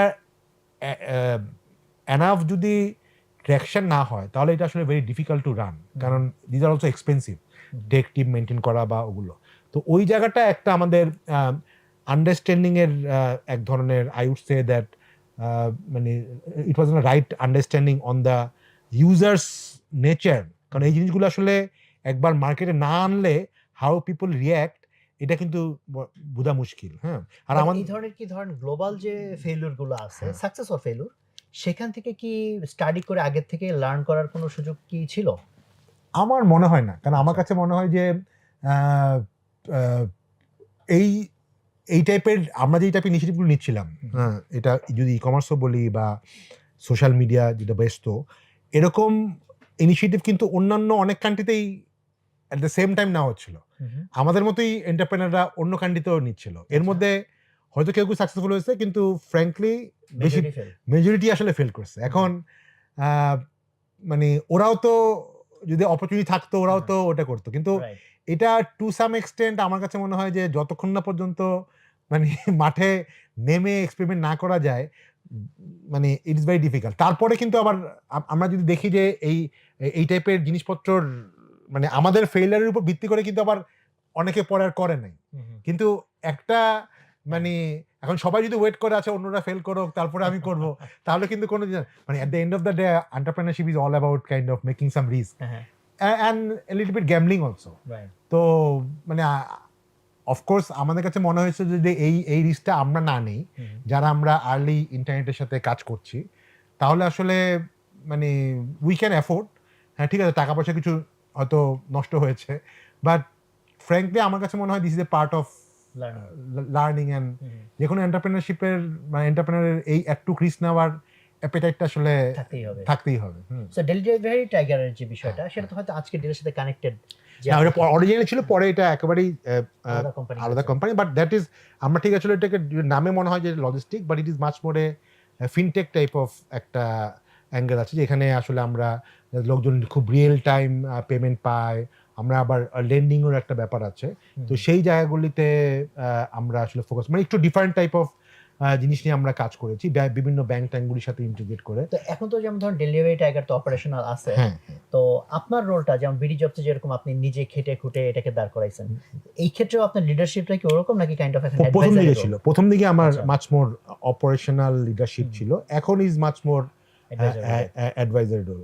তো কারণ আমি আসলে মানে একা অনেক জিনিসের, আরেকটা ইন্টারেস্টিং ব্যাপার হচ্ছে ইন দ্য মিন টাইম যেটা হয়েছে, যে আমি একটু আগে বলছিলাম যে বিডি জবসের এক ধরনের মানে গ্রোথের একটা ব্যাপার ছিল, যে আমরা ইনোভেট করছিলাম না বা ওটা, পরে আমিও নিজে রিয়েলাইজ করি যে হয়তো I depended too much on আমার সিনিয়র ম্যানেজমেন্টকে, যে এই প্রোডাক্ট লিডারশিপগুলো বা ইনোভেটিভ লিডারশিপগুলো তারা দিবে। সো ওই জায়গাটা খুব বেশি আমি মানে সাকসেসফুল হইনি তখন। আই অ্যাকচুয়ালি 2020-21 পর থেকে, like after the Covid thing, I actually started giving more time back on BD jobs. এটা দুটো কারণ আছে। একটা হচ্ছে আমার কাছে মনে হয়েছিল যে আমি ওই মাঝখানের সময়টুকু কিন্তু I spend more on few other, like e commerce বলি বা সোশ্যাল মিডিয়া, এগুলিতে আমার মানে লিডারশিপগুলো বেশি বা আমার টাইম বেশি দিয়েছিলাম। বাট একটা জিনিস আমি রিয়েলাইজ করলাম, this is a kind of very much personal experience, that okay আমি ওগুলিতে হয়তো করছি because I thought that BD জবসের যতটুক হওয়ার ততটুক হয়ে গেছে, এখন মার্কেট স্যাচুরেশন হয়ে গেছে। কিন্তু এটাও ঠিক, বিডি জবসের এখনো আরো অনেক কিছু করার আছে, in terms of new market, in terms of different type of thing. কারণ at the end of the day আমরা বিডি জবস থেকে what we are solving, we are trying to solve the employment problem of the country or the young generation. So itself is such a big challenge, যেটা আসলে পৃথিবীর বিভিন্ন দেশের কান্ট্রির স্টেটও challenge solve করতে পারে না। অতএব that means problem is so big that it cannot be just solve very easily. অতএব এই জায়গাটাতে আমরা হয়তো একটা অংশ নিয়ে কাজ করছি, যে শুধুমাত্র ইনফরমেশন লেয়ারে, ম্যাচ মেকিং এ, বাট এই এমপ্লয়মেন্ট স্পেসে আসলে হয়তো আরো অনেক কাজ করার সুযোগ আছে, এবং যেটার ডাইরেক্ট সোশ্যাল ইম্প্যাক্টও হিউজ। তো ওই জায়গাটাতেই আমরা আসলে, মানে আমি ব্যক্তিগতভাবে নিজেকে আবার কনভিন্স করেছি, বা আমি নিজেকে ড্রাইভ করেছি যে ওকে ফাইন, বিডি জব যেই জায়গাটুকুতে কাজ করছে সেই জায়গাতে হয়তো মার্কেটটা মোটামুটি একটা স্যাচুরেট হয়ে গেছে। সে ফর এক্সাম্পল আমি যদি বলি, আমাদের বাংলাদেশে এভরি বড় বড় কোম্পানি আমাদের ক্লায়েন্ট, হ্যাঁ, আমাদের যত সে ইউনিভার্সিটি থেকে যারাই পাস করে সবারই প্রোফাইল আছে, আমার নাই অবশ্য, বাট অ্যাজ এ কোম্পানি হয়তো আছে, হ্যাঁ। সো দ্যাট মিনস ওই অংশটুকু ঠিক আছে, কিন্তু বাংলাদেশ মানি তো শুধুমাত্র বড় বড় কর্পোরেট বড় অর্গানাইজেশন আর এই ইউনিভার্সিটি ছেলে পেলে না। বাংলাদেশ মানি তো হাজার হাজার ছোট ছোট এমএসএমই, ছোট ছোট এসএমই, যে হয়তো ছোট একটা রাস্তার হয়তো মানে ভাতের হোটেল বা একটা সেলুন, সেও তো আসলে এমপ্লয়ার। আবার একটা সিকিউরিটি গার্ড, সেও তো একটা জব সিকার, ইভেন একটা ড্রাইভারও একটা জব সিকার। তো ওই মার্কেটটাই কিন্তু আমরা হিস্টোরিক্যালি কোম্পানি প্রথম থেকে কিন্তু আমরা লাইক 2017-18 পর্যন্ত আমরা ফোকাস করি নাই। কারণ আছে, কারণ আসলে ওই মার্কেটের মধ্যে আসলে ইন্টারনেটের পেনিট্রেশন তো কম ছিল, তাই না? বাট আমরা তো দেখেছি যে আসলে ইন্টারনেট এখন স্মার্টফোন বাড়ছে, অতএব আমাদের কাছে এখন মনে হয়েছে যে ওই বটম মার্কেটটা বা টেইল মার্কেটটা এখন যে রেডি তা না, বা এখনো ওই মার্কেটের এখনো লোক অনেকেই ওদের স্মার্টফোন ইউজ করে না, ডেটা থাকে না, বাট ওই মার্কেটটা টুমরো রেডি হবে। তো ওর জন্য তো আমাদের কর্মবোধই ওই জায়গাটা টার্গেট করেছে। হ্যাঁ হ্যাঁ, তো এবং this market is very difficult market actually, হ্যাঁ, যেটা এটা তো ডিসকাশন অন্যদিকে চলে যাবে, but this is also very difficult market to crack. কারণ বাট এই মার্কেটের চ্যালেঞ্জগুলো ডিফিকাল্ট। মানে আমি হয়তো ইউনিভার্সিটি একটা ছেলে পেকে যেভাবে আনা যাবে, আমার হয়তো একটা নর্মাল ড্রাইভারকে বা সিকিউরিটি গার্ডকে ওভাবে আমার প্ল্যাটফর্মে আনা যাবে না, অর্থাৎ তার জন্য আমার ডিফারেন্ট কিছু তৈরি করতে হবে, Right. ডিফারেন্ট হয়তো ইন্টারফেস তৈরি করতে হবে, তার জন্য হয়তো মাচ মোর লাইট টাইপের কিছু তৈরি করতে হবে। তো এই জায়গাগুলো নিয়ে আমরা আসলে কাজ শুরু করেছি। Okay. সো যেটাকে আমরা বলছি যে বিডি জবস 2.0, মানে এটা আমাদের নিজেদেরকেই আসলে ওটা করার জন্য আমাদের অ্যাপ্রোচটা এখন হচ্ছে যে ফাইন, আমরা একটা সেগমেন্ট নিয়ে কাজ করেছি, একটা সেগমেন্টের market leader, and that probably has reached some saturation, but there is huge space এই জায়গাটা আমরা কাজই করি নাই, বাট ওইটাও আসলে একটা employment related problem, right right. ওই জায়গাতে আমরা এখন কাজ করছি। যেমন বোয়া খুঁজে পাওয়া, এটা তো অনেক বড় সমস্যা। অ্যাবসলিউটলি, ইভেন আমার বাসার মানে রাঁধুনি খুঁজে পাওয়া, বা তো তারপর nurse, care giver, right right. তো এরকম বেশ কিছু জায়গা নিয়ে আমরা কাজ শুরু করেছি, but it is not very ওই যে আমার আবার যদি প্রথমে ফিরে যাই, যে মানে আমরা জানি যে এখানে যাই আমরা ইনভেস্ট করবো, এটার রেজাল্টটা খুব তাড়াতাড়ি আসবে না, অতএব বাট আমরা তো এখন এটা এফোর্ড করতে পারি, তো ওই জায়গাটাতে আমরা আসলে কাজ করছি, এবং এখানে নিউ প্রোডাক্ট, নিউ ইনোভেশনেরও প্রচুর জায়গা আছে। ভাই আপনার এখানে আমি সোশ্যাল লিডারশিপের জায়গাটাতে যাব, বাট তার আগে আমি একটা প্রশ্ন করতে চাই, আপনি বিয়ে কবে করলেন, কেন করলেন? প্রশ্ন কারণ এই যে এটা তো একটা খুব ডাইলেমা, যে ফ্যামিলি তারপরে সবকিছু ব্যালেন্স করা এন্টারপ্রেনারদের জন্য অনেক বড় ডাইলেমা। তো সেই জায়গা থেকে একটু জানতে চাই যে ফ্যামিলি বিজনেস এগুলো ব্যালেন্স করার বিষয়টা কেমন ছিল? এক্ষেত্রে আমি লাকি যে আমার শ্বশুর আসলে ভাই এই এপিসোড দেখার পরে সবাই বলে ভাই লাকি হইতে হবে এন্টারপ্রেনার হইতে হলে। না, ফ্র্যাঙ্কলি এন্টারপ্রেনারশিপ আসলে is also matter of luck. আমি বিয়ে করেছি 2002-এ। ও তার মানে স্ট্রাগল টাইমের ভিতর, একেবারে স্ট্রাগল টাইমে। তো অ্যাটলিস্ট লাকটা হচ্ছে যে আমার মানে ওয়াইফের বাবা, আমার শ্বশুর আসলে মানে ছেলের ব্যবসা কতটুকু সফল, কত টাকা ইনকাম করে, ওইটা দেখে মেয়ে দেয় নাই আর কি। তো কি দেখে দিল? আইবিতে পড়ছে, ডিউতে পড়ছে নাকি কি জানি, তারা তো কোনো জিনিস দেখে ভালো আচ্ছা। লাগছে, but okay. But of course like সবারও তো এরকম সৌভাগ্য হয় না আর কি। তো ফাইন ভাই, আমি হচ্ছে আপনার সোশ্যাল মানে যে এন্টারপ্রেনারশিপ, যেটা এই অ্যাঙ্গেলে যাওয়ার আগে আপনার অ্যাওয়ার্ড গুলা সম্পর্কে একটু দর্শকদেরকে বলতে চাই, আপনার থেকেও জানতে চাই। আপনি 2008-এ বেস্ট ইনোভেটিভ এন্টারপ্রেনার অ্যাওয়ার্ড পেয়েছেন, তাই না, ডিসিসিআই থেকে মোস্ট প্রবাবলি। এরপরে আপনি এসএমই অ্যাওয়ার্ড পেয়েছেন, তারপর আপনি বেস্ট আইসিটি পার্সোনালিটি অ্যাওয়ার্ড পেয়েছেন। সো সোশ্যালি আপনি একজন রিকগনাইজেবল মানুষ, এবং সোসাইটি আপনাকে রিকগনাইজ করে। সো আমরা এখন একদম ফাইনাল স্টেজে চলে আসছি। তো আপনার তো এই যে অনেকগুলো উদ্যোগের যে জায়গাটা আমরা দেখলাম, তো এখন ধরেন আপনি এখন আপনার 50s ক্রস করতেছেন, আল্লাহ চায় করে গেছে করে, হ্যাঁ, তো আল্লাহ চায় তো আরো 40-50 বছর আপনি বেঁচে থাকেন, আমরা দোয়া করি। সো আপনি তাহলে ভবিষ্যৎটা কোথায় দেখতে চান? ধরেন আপনার বয়স 75-80 বা এরকম, সো আপনি কি ওইরকম কোনো ভিশন অলরেডি মাথায় আপনার আছে, নাকি জাস্ট? না, আমার কাছে মনে হয় যে মানে আমি ফ্র্যাঙ্কলি যদি বলি, মানে আমরা তো একটা এই 2024 সালের অগাস্ট সেপ্টেম্বর মাস, আমি ব্যক্তিগতভাবে মনে করি এটা একটা খুব সিগনিফিকেন্ট একটা ব্যাপার। এটা আসলে যে অন্য যে কোনো সময়ের মতো না। আমরা একটা বেশ বড় ধরনের, কেউ হয়তো রেভলিউশন বলবে, কেউ হয়তো অন্য কিছু বলবে। আমি এটাতে আসলে ব্যক্তিগতভাবে খুবই মনে করি যে এটা একটা ডিফাইনিং মোমেন্ট। কারণ আমাদের অনেকেরই আসলে গত 10-15 বছর আমাদের কাছে মনে হচ্ছিল যে আমরা উই হ্যাভ বিন ডিফিটেড।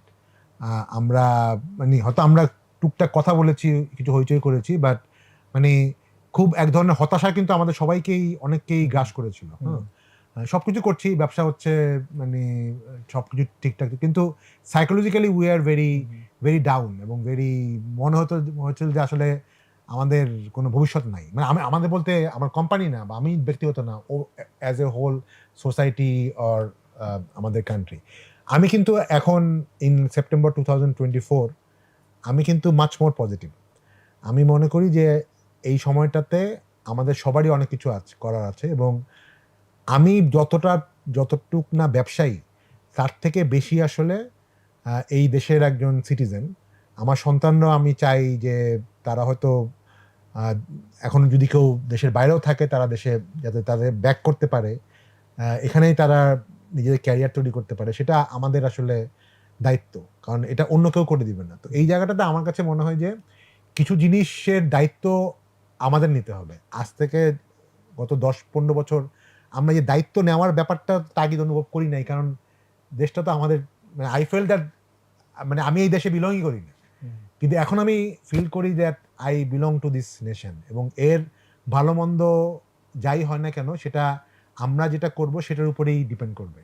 তো এই জন্য আমি ব্যক্তিগতভাবে হয়তো ব্যবসা করার সাথে সাথেও সোশ্যাল ভয়েস রেইজ করা, যদি বলি যে আমাদের অনেক কিছু চেঞ্জ করতে লাগবে, রিফর্ম করতে লাগবে। আমাদের এটা it can include education, it can include lot of other things, health, employment সেক্টরে যে জায়গাগুলোতে কিছু পলিসি জায়গা আছে, যেই জায়গাগুলো আসলে রাষ্ট্রই করতে হবে, কিন্তু রাষ্ট্রকে তো আবার গাইড করতে হবে, রাষ্ট্রের উপরে এনাফ প্রেশার তৈরি করতে হবে। তো সেটা বিভিন্ন ওয়ে আছে। কেউ কেউ হয়তো পলিটিক্যাল প্রসেসের মাধ্যমে রাজনীতি করে হয়তো এই প্রেশারটা তৈরি করতে চায়। আবার আমি হয়তো ওই জায়গাটাতে অত কমফোর্টেবল না, বাট আমি হয়তো সোশ্যাল মুভমেন্টের মাধ্যমে সিভিল সোসাইটির পার্ট হিসাবে এই জিনিসটা করতে হবে। এবং এখানে আমার কিন্তু আমার আইডেন্টিটির মধ্যে আমার ব্যবসায়ী আইডেন্টিটিও থাকবে, আবার অ্যাজ এ কনসিয়াস সিটিজেন আইডেন্টিটিও থাকবে। তো সব আইডেন্টিটি নিয়ে আমার কাছে মনে হয় আমাদের সবারই একটা দায়িত্ব আছে যে আরও বেশি ভোকাল হওয়া, আর কোনো কিছু রং হলে এটাকে বলা, এবং পজিটিভলিও মানে রাষ্ট্রকে যেই থাকুক না কেন তাকে দায়িত্ব দেওয়া। মানে অতএব টোটাল যেটা বলতে চাচ্ছি সেটা হচ্ছে আমাদের মানে মানে দায় ছাড়া যাবে না, মানে আমাদেরকে we need to claim our stake in this thing. তো সেটাই জায়গায় যেখানে আমরা কাজ করার অপরচুনিটি থাকবে সেই জায়গায় আমি কাজ করার ব্যাপারে আগ্রহী। সো ওভার একদমই লাস্ট প্রশ্ন, সেটা হচ্ছে যে তরুণ যারা আছে, মোস্টলি আমাদের অডিয়েন্সটা ইয়াং, সো তাদের মধ্যে আজকে এই ভিডিও যারা দেখবে তাদের অনেকে হয়তো অন্টারপ্রেনারশিপে আছে, কেউ হতে চায়, অথবা কেউ ওইরকম অন্টারপ্রেনার হবে না, বাট উদ্যোক্তা অ্যাটিটিউডটা ঢুকুক, এটা আমরা চাই। তো এই অডিয়েন্সের জন্য আপনার ওভারঅল তাহলে কি ইয়ে থাকবে, মেসেজ থাকবে? আমি একটা ব্যাপার বলবো যেটা আমি দেখেছি যে আমাদের যারা পার্টিকুলার তরুণ, হয় কি আমাদের এই আবারও যদি বলি যে গত কয়েক বছরে আমাদের এথিক্যাল সিস্টেমটাও অনেক ক্ষেত্রে ধ্বংস হয়ে গেছে। হ্যাঁ, আমরা মনে করি যে আসলে খুব অল্পতে বড়লোক হওয়া যায়। আমি নিজের এক্সপিরিয়েন্স থেকে আমি আমি এতক্ষণ যেটা বলা হলো যে আমরা কিন্তু আমাদের জার্নিটা ওয়াজ ভেরি স্মল, এবং আমাদের সাকসেস হতে কিন্তু অনেক টাইম লেগেছে। এখনো তো বিডি জবসকে সবাই চিনে বা আমরা অনেক সাকসেসফুল কমার্শিয়ালি, বাট এটা তো একদিনে হয়নি। অর্থাৎ যে কোনো, এবং ইয়োর অর্গানাইজেশন অলসো। সো এই ধৈর্যটা ধরতে হবে। হ্যাঁ, এখন বিভিন্নভাবে আসলে আমাদের তরুণদেরকে আসলে অনেক জিনিসপত্র দেওয়া হয়েছিল যেখানে তাদের ভ্যালু সিস্টেম নষ্ট হয়ে গেছিলো। সে যদি বলি, আমরা দেখেছি যে এখানে ই কমার্সের নামে রাতারাতি বড়লোক হওয়া, অনলাইন গ্যামলিং, অনলাইন জুয়ার মাধ্যমে অনেক ইয়াং জেনারেশন আসলে মনে করছে যে ওইটাই আসলে, অথবা টাকা দিয়ে চাকরি নিতে হবে। হ্যাঁ, টাকা দিয়ে। তো এই আমার কাছে মনে হয় এই জিনিসগুলো আমরা দেখেছি যে এগুলি, হ্যাঁ, কেউ কেউ যে হয় নাই তা না, কিন্তু বেশিরভাগ ক্ষেত্রেই কিন্তু এটা লং টার্মে সাস্টেন করে নাই। হ্যাঁ, অতএব কিছু যেটাকে আজ থেকে হয়তো 100 বছর আগেও মানুষজন তো আমাদেরকে শিক্ষা দিত যে অনেস্টলি চলা, সত্য কথা বলা, এই ব্যাপারগুলো কিন্তু এখনো আগের মতন রিলেভেন্ট। এমন না যে কিছু সংখ্যক লোক অনেক বড় লোক হয়েছে, মানে দুবাইয়ে বাড়ি বানাইছে বলেই যে সে সাকসেসফুল, সে আসলে সাকসেস না।